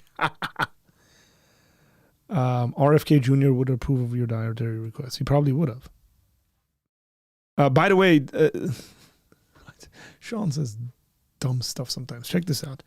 RFK versus Biden appointee for health.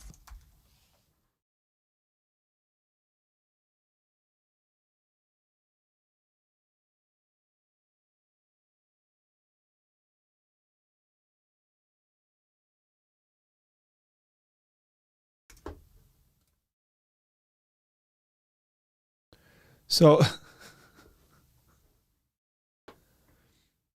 I think this is the person.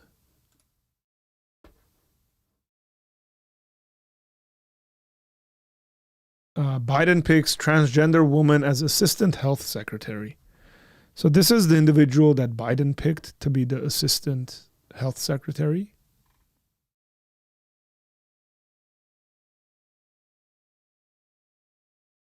Did I say woman? I meant person. Let me see. Biden appointee for head of HHS. Yeah, that's the person, right? And then this is RFK. Just saying. People make decisions. Like, the guy is fit at his age. He works out. Thank you. It was yesterday. It is also a very big happy birthday for my brother. I mentioned that it's my brother's birthday today. And so He said, not going to lie, I was happier to meet Nick than I was for the 3 Empire members. Members of the Empire. He said 2, double that at least. Oh, in regards to the 2 hours.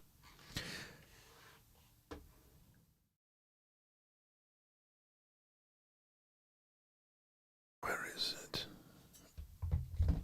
Is this guy going to ignore me?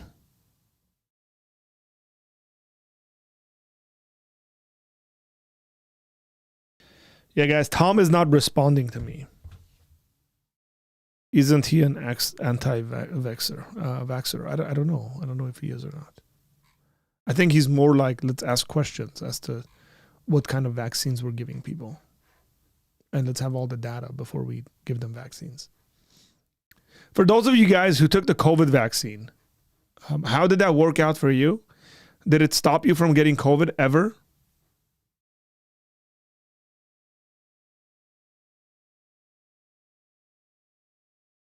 They've released a new dietary kind of stuff. Let me see if I can eat any of these things.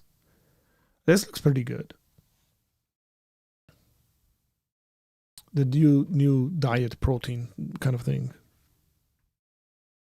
Here, this is what we're supposed to be eating, you guys. Whole grains over here, vegetables and fruits, protein, dairy. It's not bad. He's trying to get like processed stuff off the shelves. It's not bad. Eat this stuff. Is any of this bad? I don't know. That's olive oil right there. That's good for you. You need bread, like sourdough. This is sourdough you can eat. You know, eat this stuff. Shrimp, eggs, fish, steaks, cheese. I love cheese. This is chikufta right here. This is if you guys don't know, this is chikufta right here. Raw meat. For those who know.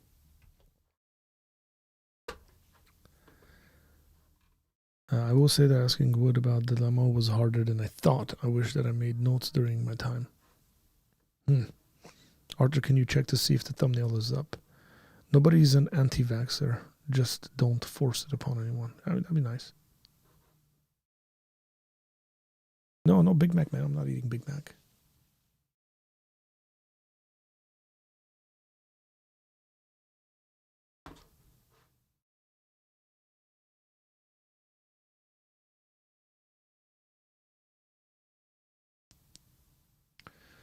I'm still not seeing it. This is so strange. I might be the issue. I don't know. Let me try it on my phone. America might be the issue.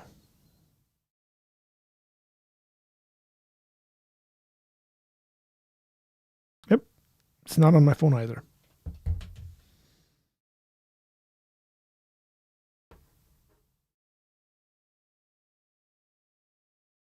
That's what I said that was. Chikifta, the raw meat. That's a Lebanese thing. I love it, by the way. I've never gotten the Rona. Go away, Nick. Did you take the shot, Nick?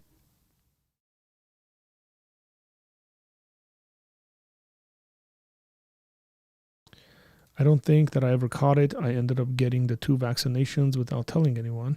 I think that I reacted badly to one of them, though, was stuck in my room at uni for a whole day once. That makes sense. Got another question that I've been thinking about. This one is harder to phrase it properly. Yeah.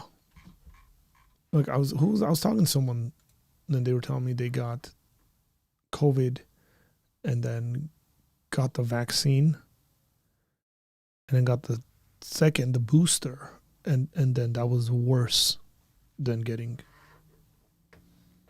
COVID.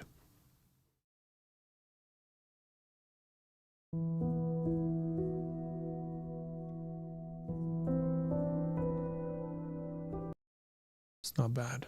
That was a nice song. I gotta save this for my reading. How long have we been on? Hour and 40 minutes, guys. We're going strong on this Friday. we're going strong. Except that Tom's not responding to my texts. I feel so betrayed by him. So I'm not the only one that can't see it, Sawa. Other people are saying it's not up either.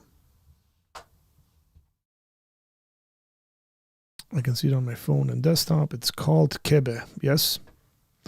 We pick it up with Lebanese bread. My husband and I don't get the facts, but we run our own business. All family members got it. Yep.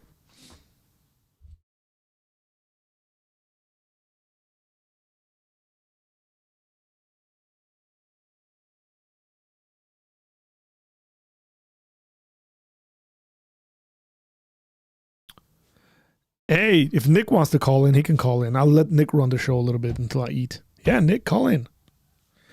Nick is a respectable guy. Go ahead, Nick.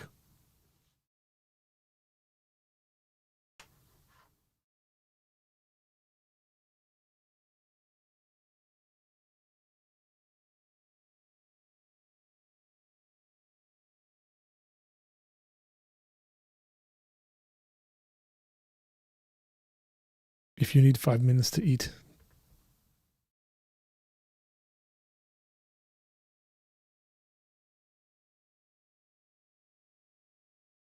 We were the experimental nation of the world. This is true. Australia was interesting.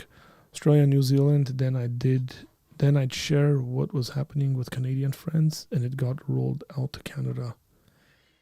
Yeah, man. Does Nick count as a dinosaur?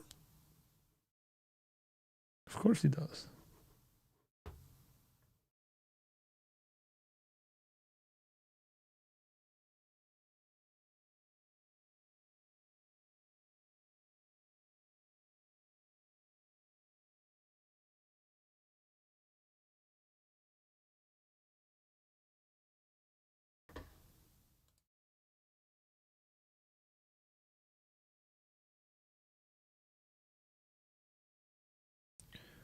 Nick, I got a hold of Tom as well, so I'm going to let you guys run the show. I'm going to wait until he calls in, and then I'm going to let you guys run the show. This is going to be fun. Are you sure you want to do that? That's very Yeah, dangerous. Me and Tom I together. know.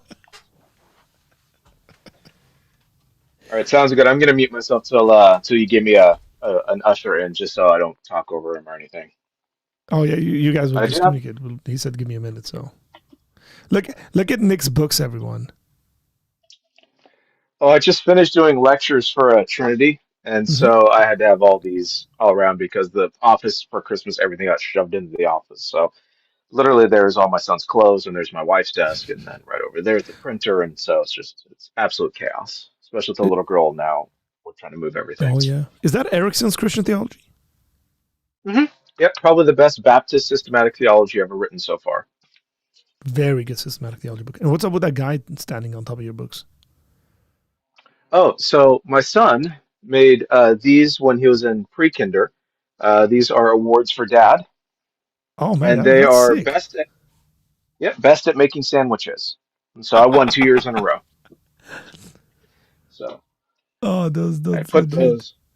those are nice, Yeah. like book stoppers and stuff. Oh yeah. Oh no, they're great. And all these books I'm almost done with the dissertation, by the way. I've got one chapter left, and Come then on.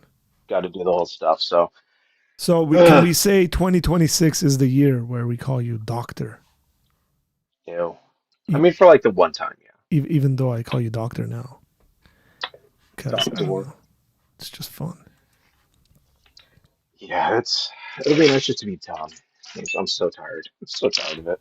Not the school's great, the topic's great, my supervisor's great. I just want to be done with it. How long? How long have you been writing your dissertation? Since I've been working on the topic generally since actually I tackled the topic in my only book for a little bit, but uh, formally since 2021. So you did. Are you doing? Did you do classes? Oh, for my PhD, no, it's in Australia. So what you do is it's all research based. So I Okay. had to do a research methods class basically. Do you know how to open a book and read it? That sort of stuff. And so I did that. But no, it's all research based, and basically your supervisor, he or she signs off on it, or sends it back to you. All my chapters have been signed off on. There's So stuff I'll probably have to go back. it's taken you about 5 years. Yeah, because I resigned from my previous pastorate in late 2021, which stalled it for I'd say out of, and I've also had to pause several times just for financial reasons, just it's expensive. I'd say about a year and a half of since 2121 has been not related. I haven't done any PhD work or writing during the year and a half. Okay, So I've been doing it for about, I'd say about 4 years is probably a little more fair, 3.5 to interesting. 4 years. That makes sense. Okay, you guys can hear me. I'm going to mute myself, but let's see. Tom, can we hear audio from you? Hey, what's up, guys? Okay, Tom and Nick are running the show. Do not get my channel blocked, is all I'm going to say. The two So of you guys. Donald Trump. What up? What up? Hey, Arthur, how come I'm unable to see the chats coming in? I don't know. You're supposed to be able to be seeing it. You should be able to see it, right? I don't know because I'm not seeing any chats. It just says no chats from viewers on my. It says no comments. Oh, comments. Just click It comments. says chat It should privately pop with up. host. I don't know. I don't see it. I usually see it right here on the screen, but I don't It see might be because you're under Yes, with chat. the one with Nick. Click the one next to it. Oh, okay. I'm seeing whatever comes in right now, not from Yes, the past. Okay, correct. I see. Okay, you guys have fun. So I have to admit, Nick, I dropped my. I mean, not dropped it. I messed up my headphones, so I'm hearing you from an actual speaker, like my computer speaker. So if it does feedback for anyone, just let me know and I'll try to lower it a little bit. So it's supposed this mic should block the sound, but you never know. Okay, I'm just going to test it for a second. Beyond justification, the Apostle Paul, Wyland doctrine. Okay, I'm not hearing anything on my end. So Okay, if you're not hearing it, then I can hear you lightly, but it's probably not coming to you. oh, for all the conservative friends out there, wear the Texas hat. There we go. Gotta rep it. I love it. As a Rangers fan, I'm a Yeah, huge fan. Texas. Ugh. Dude, I love the stack of books you have in the back there. Oh, well, here. Are you just running out of room and so you're just stacking it up or what? Yeah, I'm having to see all the books back there, and we have all the Christmas stuff. Basically, my office is where everything gets shoved, and so this desk is got all the PhD books. This desk here is sagging because it's bending. But yeah, this is where all the books kind of get shoved, and so it's all here. Dude, I feel so weird talking to a PhD student right now. I'm blushing, I think. Trust me. Well, I couldn't tell. You got that natural good color, so you tell when I always look like I'm blushing. That Irish, that pink, I just can't get rid of it. Yeah, man. Thankfully, See, like my you kids, look, my son see, and daughter like don't have you're the pink. type of guy. Yeah, you're the type of guy that could get out of bed, and you probably look good. You probably look like you're ready to go. Oh, I'm the no, type. no, If no. I This got out hair of bed is and walked thinning out to the like point where this, I'm having to move it a bit, and if it doesn't comb right, it does kind of what your hair does, but like on one side, like Kramer from Seinfeld, and so it's one of those where I'm like, yeah, yeah, this ain't gonna work. The gray is what yeah, saves no, me, I think. The gray is what saves me. yeah. If I get up and just leave the house, I might get targeted by like the FBI or something like that. Well, we all know you So can't I leave the gotta be. country on a plane, so So what's weird for me? I don't know if this is still the case or not, but because I'm from Iran, like I'm born in Iran, right? So the interesting thing is I don't know if my citizenship has been like revoked. I don't think it does. So I think I'm technically a dual citizen. And the problem with Iran is you can't actually renounce your citizenship because there's no embassy here. So I would have to like, I think I would have to go to a country with an Iranian embassy or something like that, and then like renounce my American or renounce my Iranian city, something like that. I don't think you can just do it with like throwing something in there, or out there. yeah, no, that makes sense. So, Do you have family? Do you have family over in Iran right now?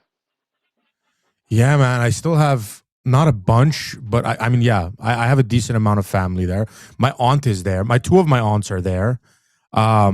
And dude, it's so weird because like I'm always like, oh, like I'll never get to see them there because like, of the Islamic. Now I'm thinking like I'm kind of happy I didn't renounce my citizenship, because now I get to, instead of having to hide that I'm a what do you call it, a citizen of the Islamic Republic, I can say I'm a citizen of the Persian Empire, of the monarchy of the Great Persian Empire. Like it's gonna have a different 1,000 vibe to it nations pretty of the soon. Persian Empire descend upon you. It's like, yeah.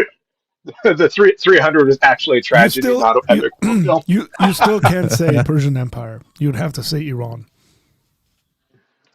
Yeah, I mean, Iran isn't an Islamic Bro, don't try name, to by the way. flex Iran on is a us. Don't do. Oh, I'm a part of the Persian Iran is Empire. Iran is actually like a historic name. So Yes. they just Yeah, I was named it gonna say, officially to that my name. people are in Ireland wouldn't accept it if I claimed them. So at this point, yeah, Well, I mean, it's crazy what's going on over there. Like, yeah, it's so crazy to me that whatever, a generation or two generations passed from people asking for the monarchy to be overturned and for basically for Islam to enter the country. Now all of a sudden you got like the exact thing happening the opposite way. Like two generations, which just goes to show, like, I feel like back in the day, Nick, in history, like you would have these whatever kingdoms or ideologies take over, and then when you look back at history, you're like, dang, that ideology stayed there for like 800 years, you know. But now I feel like with social media and with the way people get to see how the rest of the world is living, how they're feeling, I feel like something can be flipped real quick. Like you can be like, oh, I want Islam to come in, and then like 2 generations later you're like, screw this, you know, because you right. have And so much like knowledge and stuff coming so, at you. So so two questions before I forget, just while we're here on this subject, this is really interesting. Um, yeah. Iran is being, or is in the process of, at least the regime. We're looking at potential regime change, right? That's, I mean, obviously, we don't know what'll happen, but what do you think will replace it? Will it be secularism? Will it be like a moderate Islam, or will it be Christianity, or will nothing for a while? So that's question number one. And question number two: what are some central Iranian flavors like that typify Iran? Because I've talked to Arthur, it's dates, it's hibiscus, it's pomegranate. I don't know if it's the same thing, because I've got some apple juice that's being made that may fit that flavor profile. I want to make sure I've got No, that no, all no. taken Here, care of. I'll answer your second one first. I think it's very similar to what Arthur said. Okay. Just in that region, honestly, you have like it's like a fight over who owns the peach or whatever, or the pomegranate. So I think it's very similar. It's very similar stuff. Persians love Okay. like tangy and citrusy and stuff like that. Like they love fruits like that, like oranges and things of that sort. So, Uh-huh. yeah, I think just Persians are fruit lovers, man. Like Iranians are fruit lovers. Like they will eat enough fruit to be hospitalized. Like I'll put it that way. And then to your first question, I don't know. Here's the thing. So Christianity has been spreading in Iran, honestly, like probably more after the revolution in '79.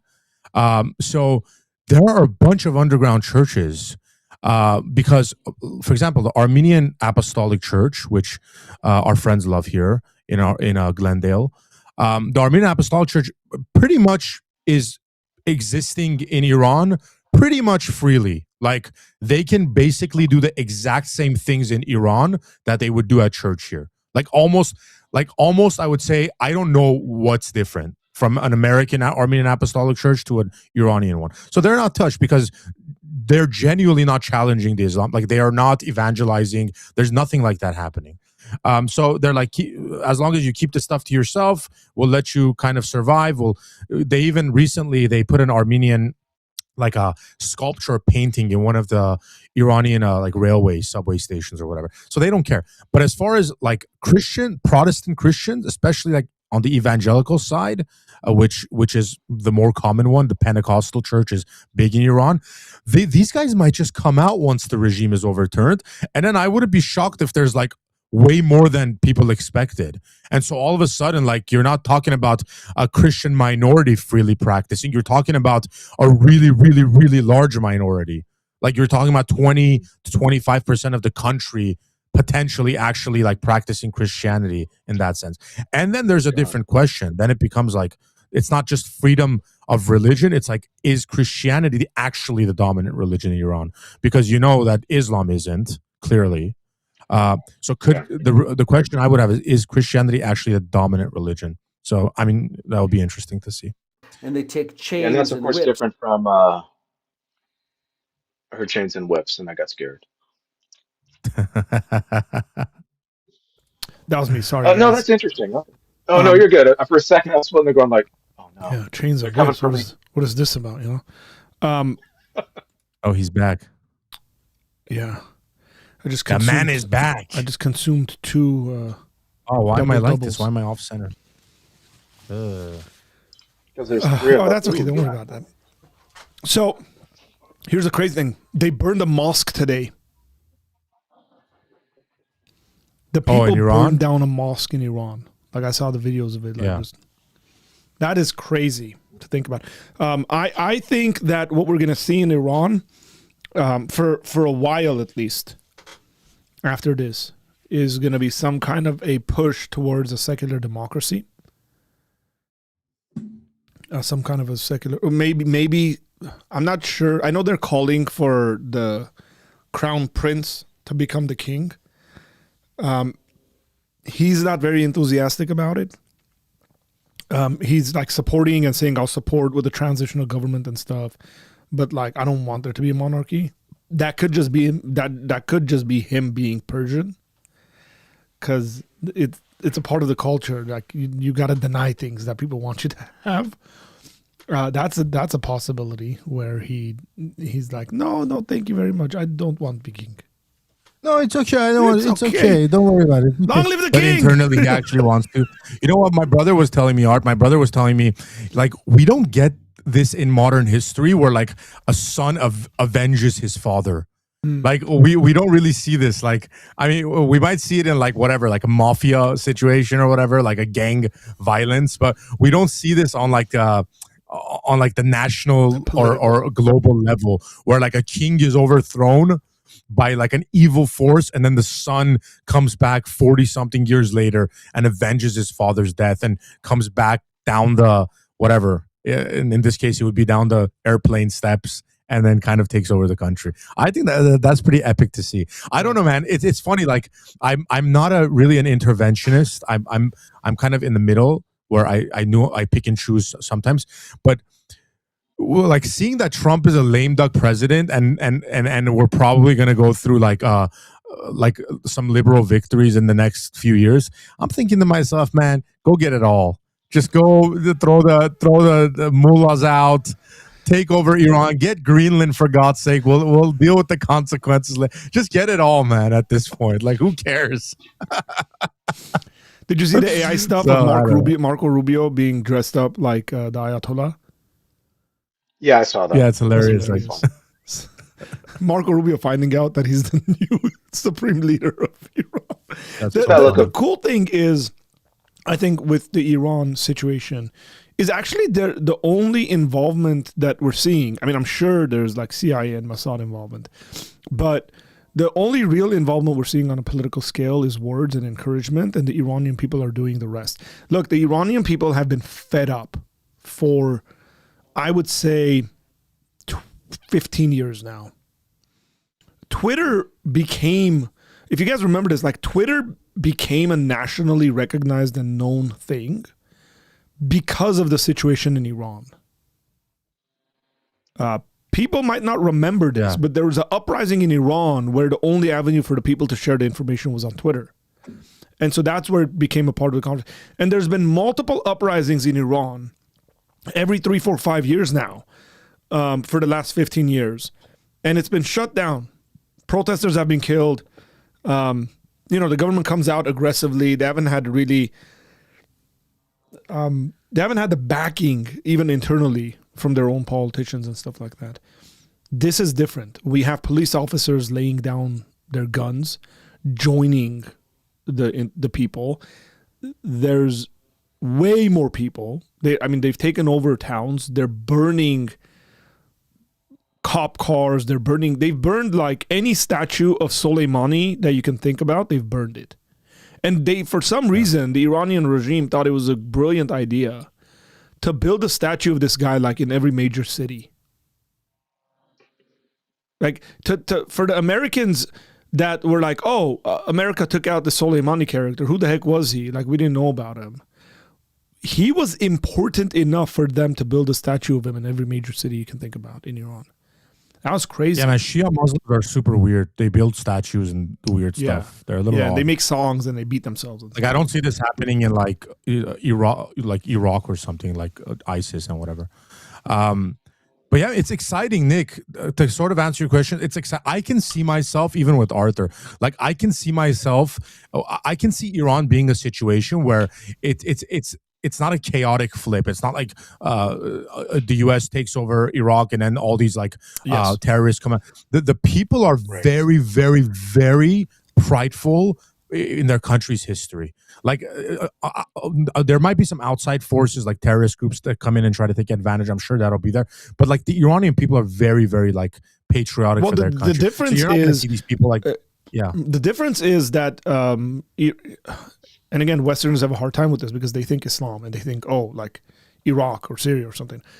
You don't have multiple ethnic clashes in Iran if the Azeris in Iran actually like control themselves and don't fall victim to some kind of Azerbaijani propaganda of join us, become a part of our nation and stuff like that. If the individuals, because northern Iran is full of Azeris, they're Persian Azeris. Now, who are the ethnic groups that live in Iran? That's a very important question to ask. It's not just like Persians. The predominant group of people, only like 60% are Persians, or maybe less. The predominant people that live in Iran are Persians, ethnically. Then you have minorities like Azeris are a big part of that and have been for a very long time. You have Armenians that are a smaller minority. You have Kurds. You have Jews that have been there since the Babylonian times, right? Since the Medo-Persian Empire. So you have Iranian Jews are about to come out, bro. Like what? The Jews are about to come out. The jewelry business in Iran is going to be wild in the next few years. It's always been wild, actually. All of a sudden, all the weird Iranians that you've just assumed are Persian are going to come out with their kippas and be like, I have been the one that has been controlling the entire Iran. They have awesome. By the way, they have awesome gold in Iran. Just like the country has crazy natural resources. Oh yeah, it's the Venezuela of the Persian Empire. Venezuela sucks, man. Who cares about Venezuela? But listen, I was gonna say, to finish that off, I was gonna say, like, I could see myself and Arthur and stuff going actually like there. I'd love like to it might visit. immediately be a place where like it's like not dangerous to travel. Yeah, like I don't see that. You know, there's like a period of transition. I don't see that period being like 5 years or whatever, where it's like, oh, it's dangerous, don't go to Iran for 5. I see it being pretty quick. Like Christians coming out, churches being built. Like Arthur said, probably a more liberal secular government. Because the people liberal generally, for Iranian liberal is like, I would take that. That's like, dude, traditional Democrat. It's crazy because they're already like very liberal, like not like reasonably liberal. There's some crazy stuff in Iran. And the Iranian people are extremely hospitable individuals. That's the other thing. Like, again, there's an aspect of their culture that already exists. And the point I was going to make is that there's no tribal warfare in Iran, like in Iraq. In Iraq, there's a Sunni-Shia divide. There's a lot of tribal stuff. In Afghanistan, tribal stuff. So what I think people need to be aware of in the West is that Iran is very different. Even though it has a bunch of different people groups, they're very unified into being Iranians. And having that kind of... And there are people that have been living there for a long time. And Iran wasn't like thrown together by Western powers and randomly, like these borders were randomly drawn, like a lot of other Middle Eastern countries where that was the case, right? Like it wasn't like, oh, they were controlled by the French and the British, and then it was like, well, we'll draw these lines and we're like, this is Iraq. No, that's not the case in Iran. Largely, like generally speaking, the borders of Iran are what they've been for a very long time, like give or take, a number of things. And there's a good self-identity, a national identity. I think the individuals that are not religious in regards to like serious committed Shias are a majority of the population. And then even the ones that are religiously like committed Shias, are probably sick and tired of the regime. Because there are Shias around the world that, like don't necessarily see the Ayatollah being their head and stuff like that. They're within different branches and stuff like that, and they're calm. So there's an aspect of like generally being against the regime that has robbed and just like destroyed the lives. The last numbers I heard, $1, $1 American dollar, is equivalent to 150,000. There's two currencies in Iran they have. In one sense, it's 150,000, and the other sense is 1,500,000. The inflation rates are insane. Tom, weren't you saying that like one of your relatives was like filling up an entire tank of gas for like $3 or something? Yeah, like the gas prices are dirt cheap, and then people can't buy like chicken. So Or like eggs, or which goes to show like what are your treasures don't matter if you got no way to use them. Like you can be sitting on oil, like Venezuela was before the United States came in and built the entire infrastructure 50, 60 years ago. Like you could be sitting on oil, but unless somebody comes in, so now all the Americans are like, why are we going in stealing their oil? Brother, we're not stealing their oil. We built the infrastructure for them to actually get the oil. We're just saying, hey, you nationalized your oil companies. Well, we helped you build them, so give us some of that oil for a cheaper price. Anyway, sorry to digress on that. Yeah. But exactly. You're right. Yeah, but what we're gonna have, like Iran has natural gas.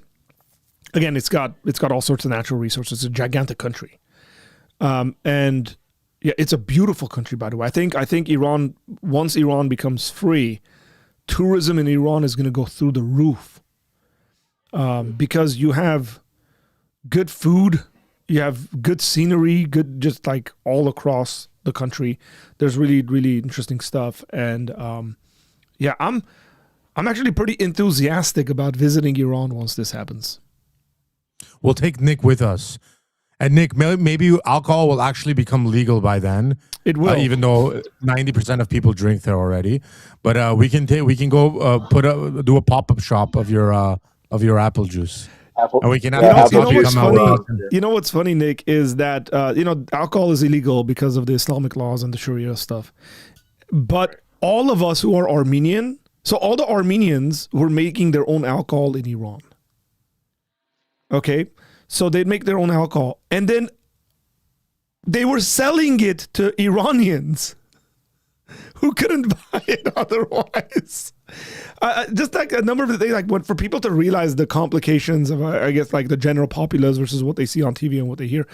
When I was in Armenia during their New Year is in March, by the way. So during their New Year, there's a lot of people that come to Armenia to celebrate New Year's in Armenia. The reason why they do that is because there's alcohol in Armenia that they can drink and celebrate. Like I would be at the supermarket, and it would just be like all these Iranians walking around just grabbing beer off the shelves and all sorts of drinks. I was like, oh man, like this is like we can drink once a year. We're gonna go to Armenia and just like get fish naked. We're gonna go to imagine if that were church too. We're gonna go to church. Grab some. Let's go. Now, here's the thing. that actually is the case. There's a lot of people from Iran that go to Armenia to go to church. Oh, yeah, I believe that. Yeah. And so I was... And some people won't wake up on time. Yeah, because it's raining. Iran nationalized their oil from the British companies. This is true. They did this under the Shah, if I'm not mistaken. But again, you're dealing... Yeah, so it's weird because the Shah was sort of kind of not anti-Israel, but he spoke more. He was more outspoken about Israel kind of not being a friend to them and sort of taking advantage of the world and being too powerful. Yeah. But his son is very pro-Israel. Yeah. I think to a fault for his own nation. Like this guy like went to the wall. This guy put on the kippah and kissed the wall, and it's like, I don't know. Like it's like if there's a chance, like if I was him. If I was the crown prince and there was a chance, like in my mind, I'm like, maybe one day I'll go back. Like, I'm not even going to the wall or whatever, Wailing Wall. And like, even like, I'm not even walking past it just for the sake of like, you might be the sovereign again. I'm not saying be anti-Israel, but like, you're gonna be a king there potentially. Like you don't want that to be like your reputation, like in the background, like especially the way your dad was. So I don't know, man. Like I don't know. it's I very do crazy think- Signal how to the rest of the world. So Yeah, What's I up? do. Go ahead. I just said it could be a signal to the rest of the world that he can play ball. Yeah, it's weird because you know what Ben Shapiro was saying. I was listening to him a couple days ago. He was like, "Dude, I don't care if people do that and like kiss the wall." He's like, "It's weird to me." He's like, "As a Jew, it's weird to me when Western politicians go there and like and they go up to the wall and they kiss it and Yep. like wear the kippah." He's like, "I don't." He's like, I had "That's to tackle weird to me." Yeah, I had to tackle Jew and Gent or Jew and pagan in Galatians and in Paul for lectures and stuff.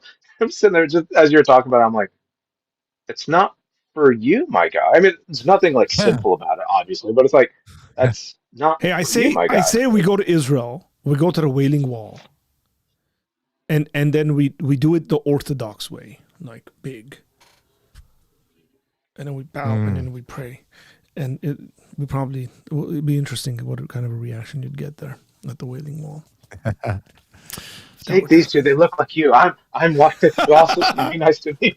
I'll get more if you keep me alive. For hostage. Yeah, I don't know, man. You probably a good amount of them look more like you than they look like us. Probably true. They're all from the South here. He's one of us. Yeah, so it's Hey, Nick, interesting. have you seen that Persian lady that does like a Southern accent while speaking in Persian? When Farsi? I think I saw this the other day.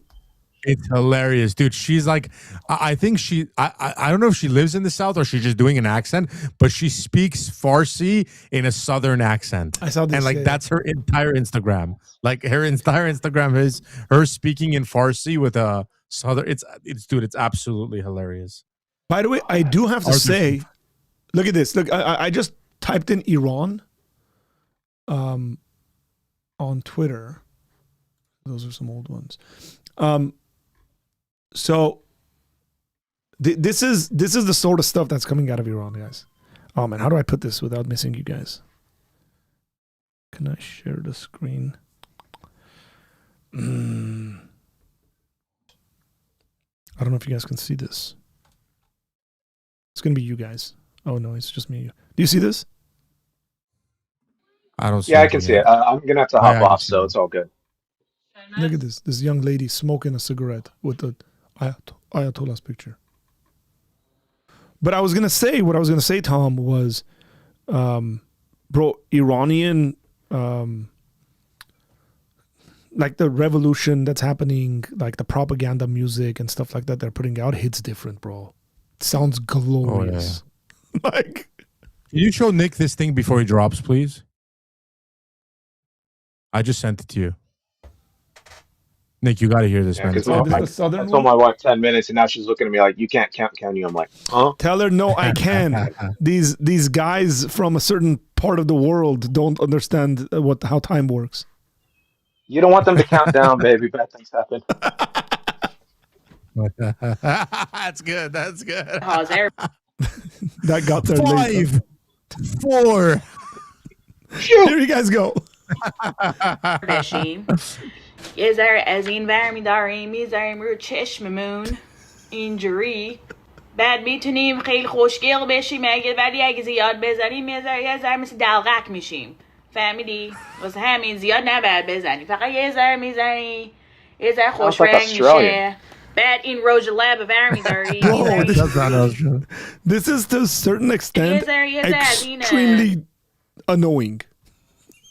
Oh no! Ooh, I'm saying about it. Ooh. It's so bad.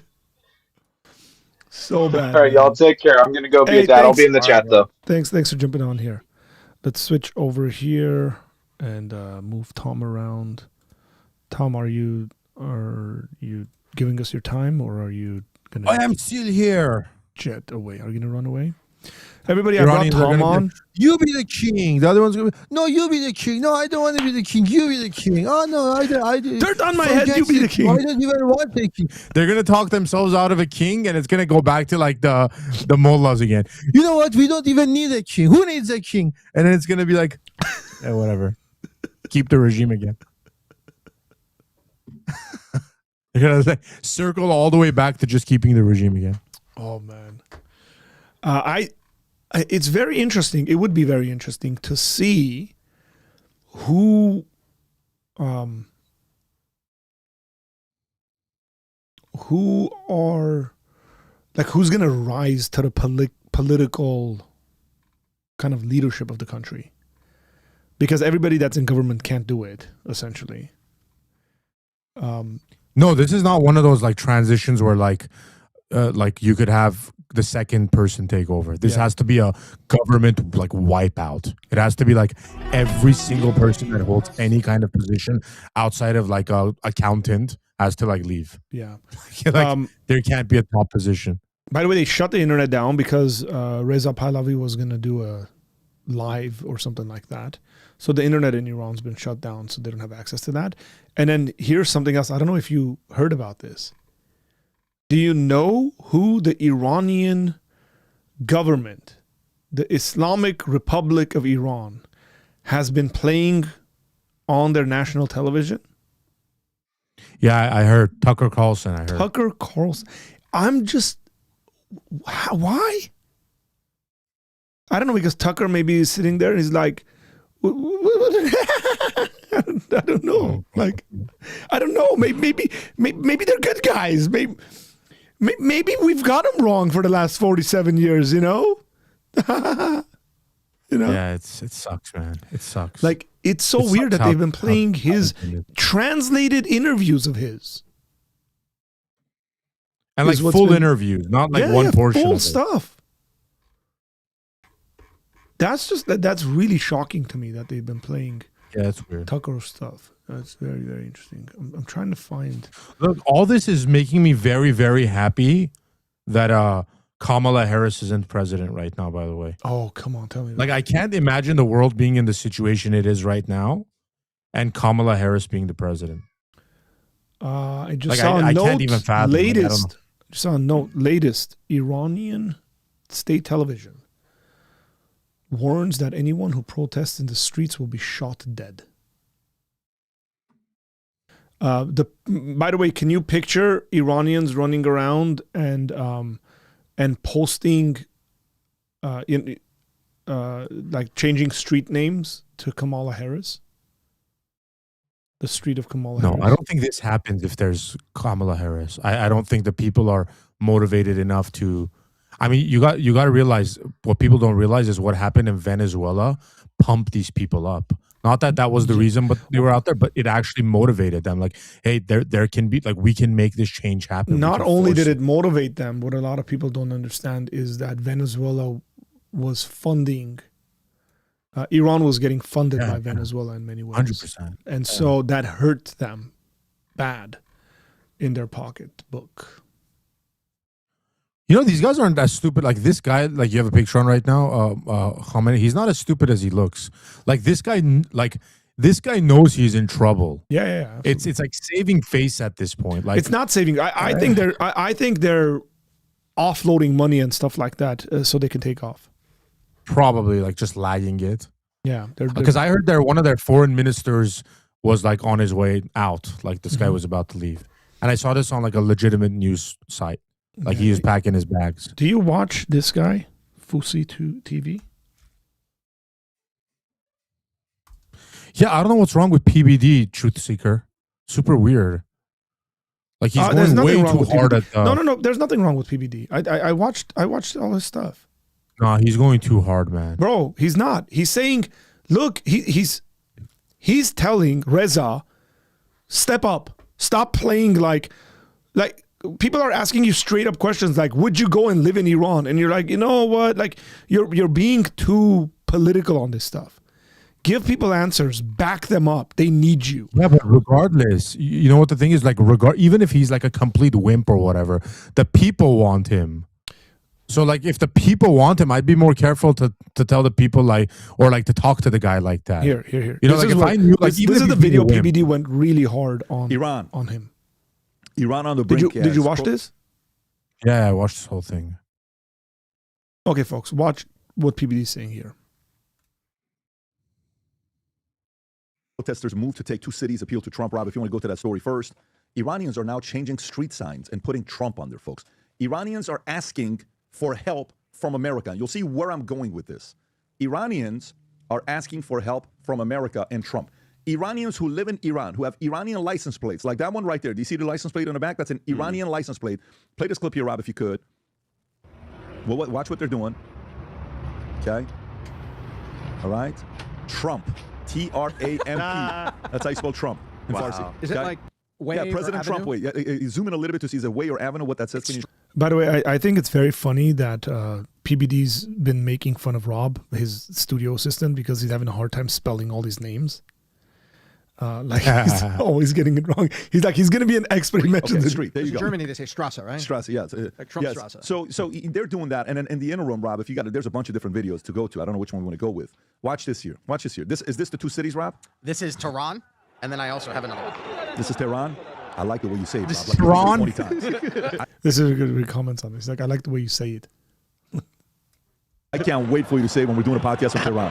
Rob's going to call his wife, babe, we just finished the podcast in Tehran. Look at that. They're not letting up. Khamenei is not in a good place right now whatsoever. Khamenei is not in a place where, you know, his people are not letting up. This is just Tehran, Iran. Is that a fire there, like on a shop or something? Yeah, all the way in the back if you look closely. But Rob, the 2 cities, so we're on page 8. Oh, page 8. I keep looking at page 6. I'm like, where's this thing? So let me go to page 8. Trump, Iran on the brink. Okay, here we go. Iranian protesters issued a direct appeal to help from Donald Trump on Tuesday. Again, Iranian people appeal for help from Trump. The appeal shared on X showed a woman holding up a sign with words, Trump, a symbol of peace, don't let them kill us. On it, the woman's cry for help amid reports of at least 29 deaths. Apparently, the number right now is 36. Just about 2 hours ago was 36. Could be even higher right now. More than 1,200 arrests, according to human rights activist news agency HRANA. They also report an escalation in force by security units, including the use of pellet guns, tear gas, and direct assaults on demonstrators. The National Council don't understand some of the sequencing. Here's a message that he just gave. Go ahead, Rob, if you want to play this clip. Go ahead. در این چند روز گذشته من از نزدیک تظاهرات و راهپیمایی شما را دنبال کردم. Over the last week, I've watched امروز در بازار particularly those that taking place today in the bazaars. Despite the regime's ongoing violence, you are resisting and it's inspiring. You have certainly noticed large crowds reporting the regime to flee, increase defections of the Iranian people, critical to keep these demonstrations disciplined and large as possible. This is my first call with you. This Thursday and Friday, January 8th and 9th at 8 p.m. That's why it's this announcement where he said January 8th and 9th I'm going to do a broadcast and call people to a certain kind of action, and the government shut down the internet. Streets or even in your own home, I'll call you to begin chanting exactly what's on your heart. Based on your response, I will announce the next calls to action. Okay, so he's asking people to chant what they want. Do they want his return? Do they want him to be there? And then I think he was on Hannity yesterday, Rob. I don't know if you have that clip or not. Right here. Is that the clip? Yeah, that's the clip. If you want to play that clip, go for it. Look, in all these years, I've never seen an opportunity as we see today in Iran. He's the right Iranian about people this. are more than ever committed to bring an end to this regime, as the world has witnessed in the last few days. The level of demonstrations, unprecedented in Iran. Over 100 cities and millions of people on the street chanting death to the dictator, an end to this regime. And by God, it is about time that Iran gets its opportunity to free itself from a tyrannical regime. Look, so here's what I would say. He's right. This is the closest it's ever been. But I'm going to tell you this. And I'm going to tell you this very clearly. All the comments and stuff that comes at me does nothing to me. I have one priority. I want to see Iran be free. These Iranian people, these young men, young boys, young women that are in the streets protesting, making all the noise with the burden of families that their kids are out there doing what they're doing. No one's going through tougher times than them. But Reza Pahlavi, you better close the deal this time. Because if you don't, you're done. You are done.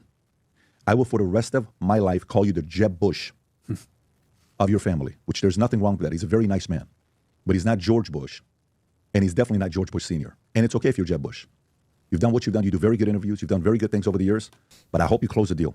I hope all this pressure, I hope the amount of frustration you and your people are getting from me drives the hell out of you to prove a point to say, we're going to go get this done.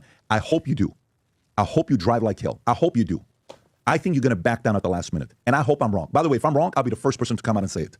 I'll be the first person to come out and say it if I'm wrong. I'm not trying to be right or wrong here. I'm trying to see Iran to be free.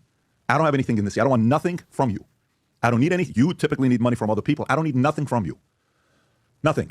I got so many messages from people that message me, very, very well-known celebrities, very, very well-known names, saying, see, sorry, that's where I see a level of pride that I think what happens is, Like I don't want to be an a-hole because who knows, maybe we speak to Patrick one day and it'll be awesome. But I think that's the kind of Pat's got tough skin. I think thick skin. He's like that's the kind of language I would tell Pat, brother to brother, Armenian to Armenian, Christian to Christian.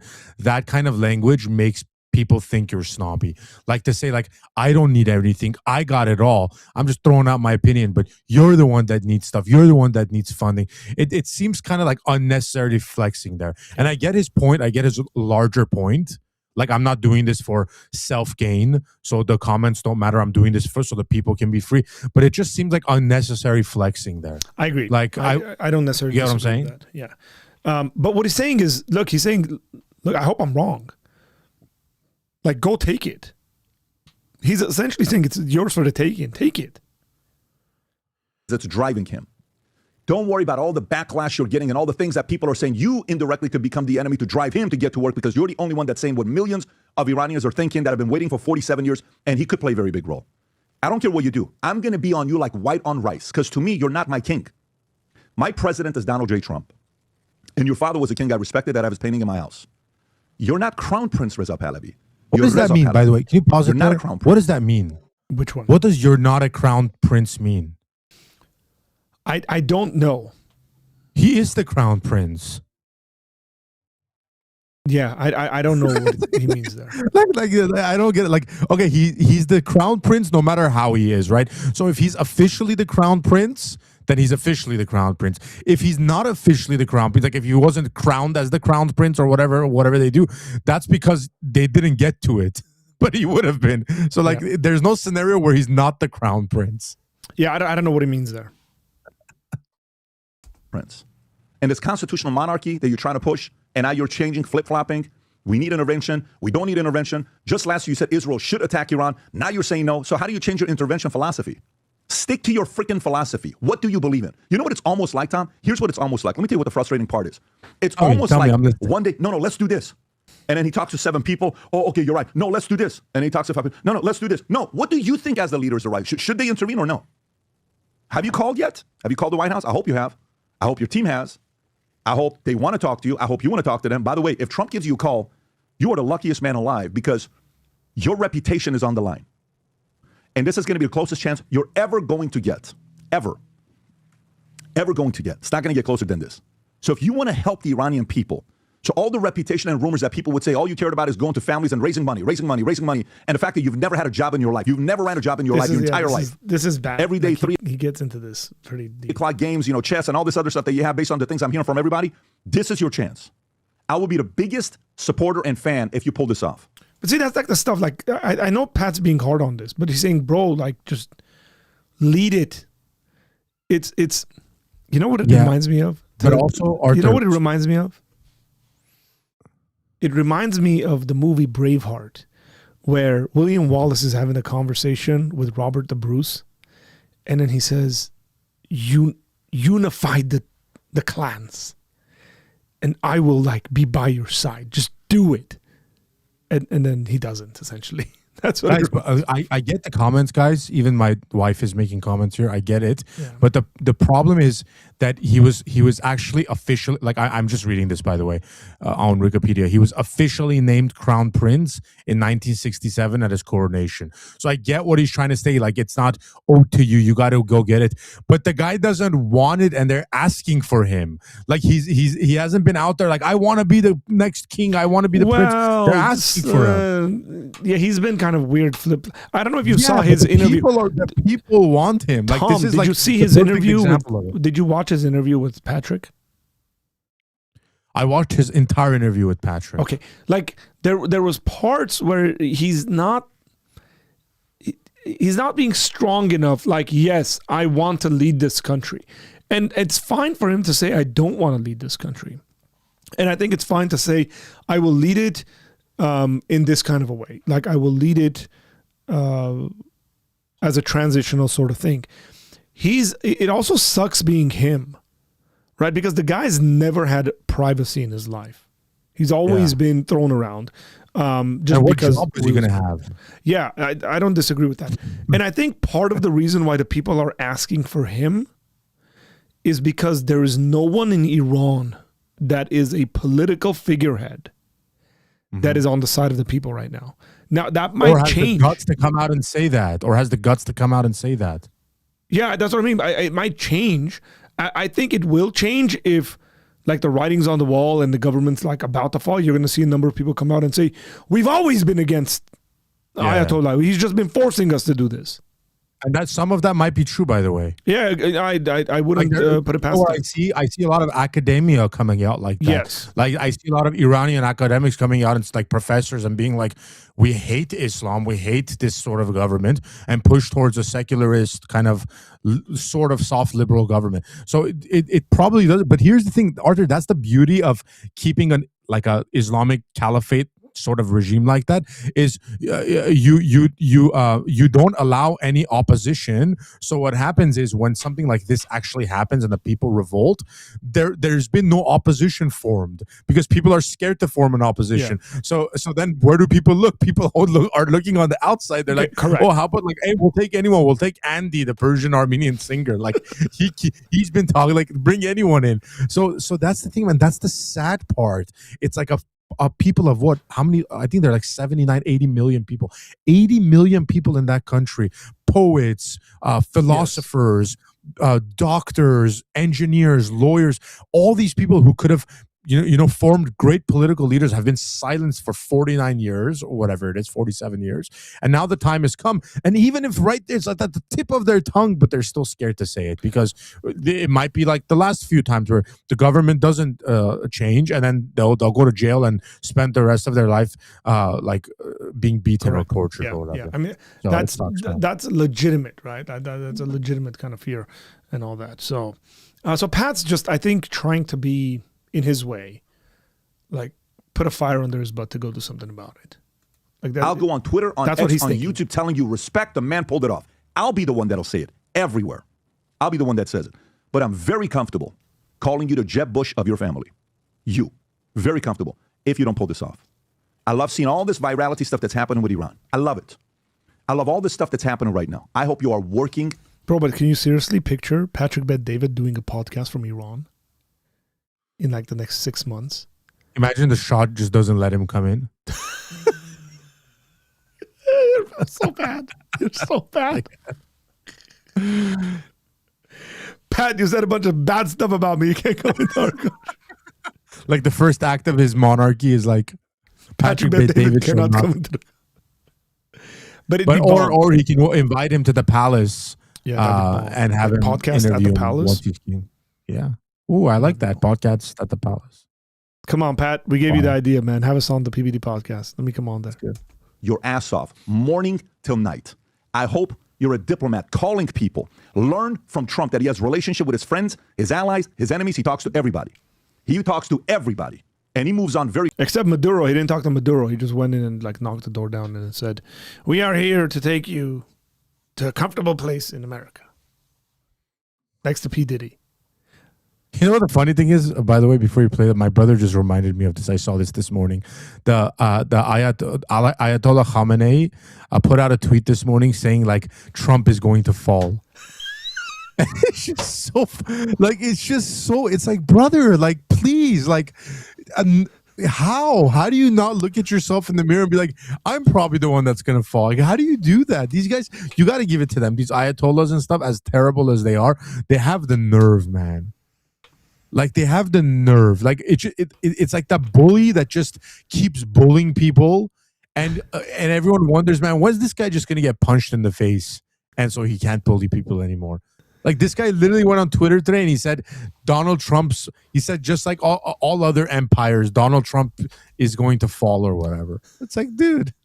Just like the Persian Empire, Donald Trump will fall. It's like you got max like another year, maybe, even if this doesn't, like, you're done. They're burning your government buildings. They just burned the tax office in Tehran, I think, or somewhere else. Like, brother, your tax offices are burned.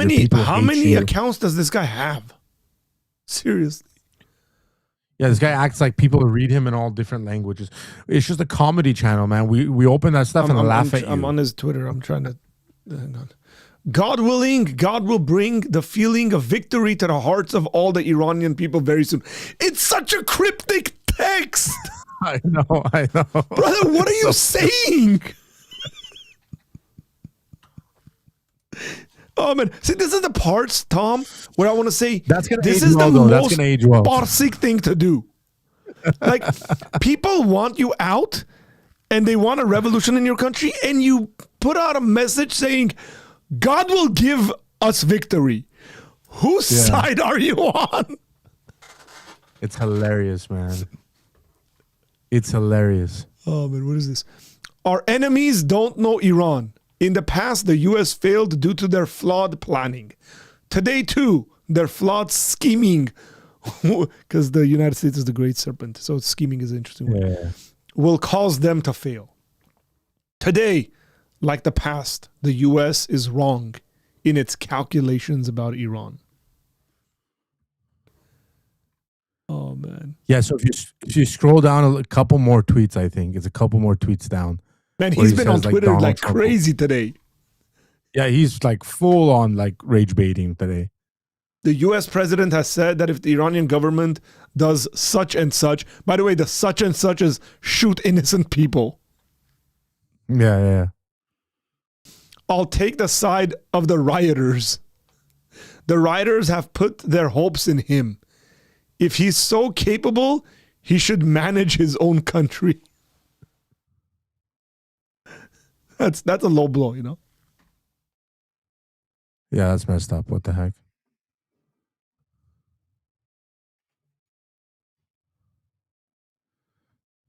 The U.S. president who judges so arrogantly, he doesn't even call him like Trump. Yeah. The U.S. Oh, yeah, Trump. He knows what happened the last time someone called Trump. Hey, can you please read this with the Iranian accent? Where are you? Which one? This one that says the U.S. president who judges arrogantly.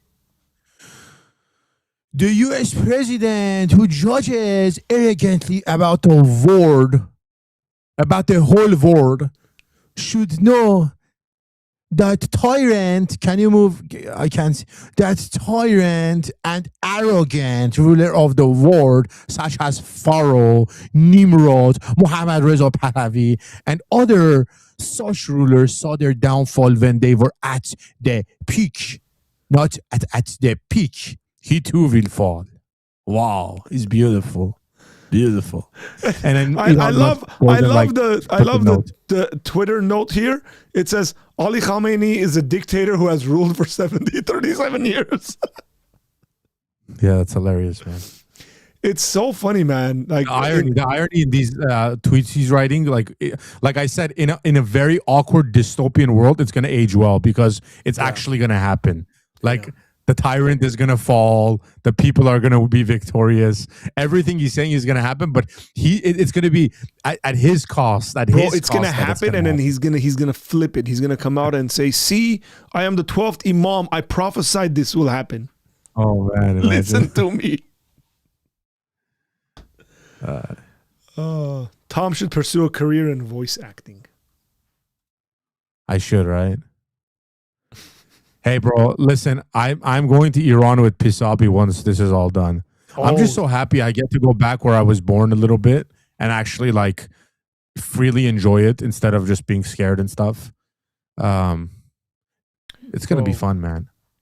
And imagine the Armenians going back and the Iranians going to Armenia and just like this, there's like freedom and I don't mean like from Armenia and Iran. I mean like in the diaspora. It's going to be really cool, man. It's going to be really cool. Building churches considering the fact, like I've never seen Iran, by the way. I am not an Iranian citizen. I am only a citizen of the United States of America. I'm only citizen of United States of America. Only. Unlike Tom. But no, the thing is that I've never seen Iran. I've heard stories, obviously, from my parents. And I was born and raised in Armenia. But my ancestors, including my parents who were born there, was the last generation from my family, my parents who were born in Iran, had lived in Iran for at least 400 years. Wow. Right. We can trace it back to the 1600s. And so that's a lot of generations. That's a lot of people. That's a lot of history. There's places in which I've heard my dad tell me stories about his childhood, growing up, and all these things. And so I would like to visit those places because I've heard stories about those places. I would like to visit those places. Hey, listen, I got to drop, but this was nice. Thank you for... Thanks for jumping on and helping me eat my food thanks instead for of me having me. turning my stream off so I can eat. Yeah. All right. He just laughed and turned it off. Like the Iranian government. Tom sent me this. I didn't show it, but I'm going to show it now.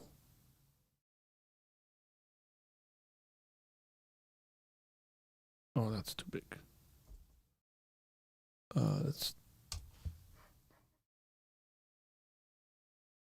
We don't live there, so it's not our country.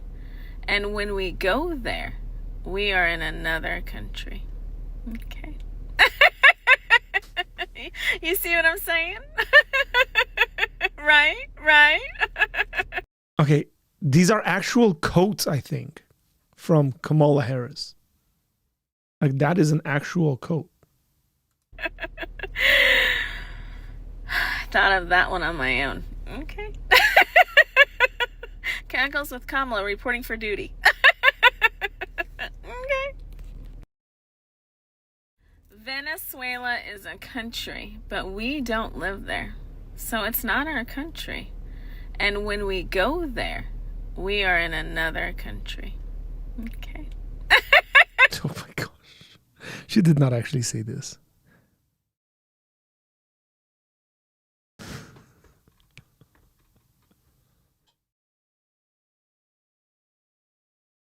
So one of the comments said, I didn't even realize until now how happy I am to not hear this woman's voice anymore. Oh. That was so bad. How do you make a statement like that? Oh gosh. Wow, I just realized the time. Guys, it's 4:30. I've been on for 2 hours and 42 minutes. I gotta go. Stuff needs to get done. Other stuff. We've talked a lot about a lot of different stuff, so it's been a pleasure this Friday, and hopefully we will see you guys again soon. Who knows? Maybe we'll go live tomorrow, just depending on how things work. And with all that said, take care. God bless you guys. You guys have a good weekend. Go to church. Worship Jesus. Witness to people. Tell people that Jesus died for their sins and that he's calling them to repentance. With all that said, God bless you guys, and I'll see you later.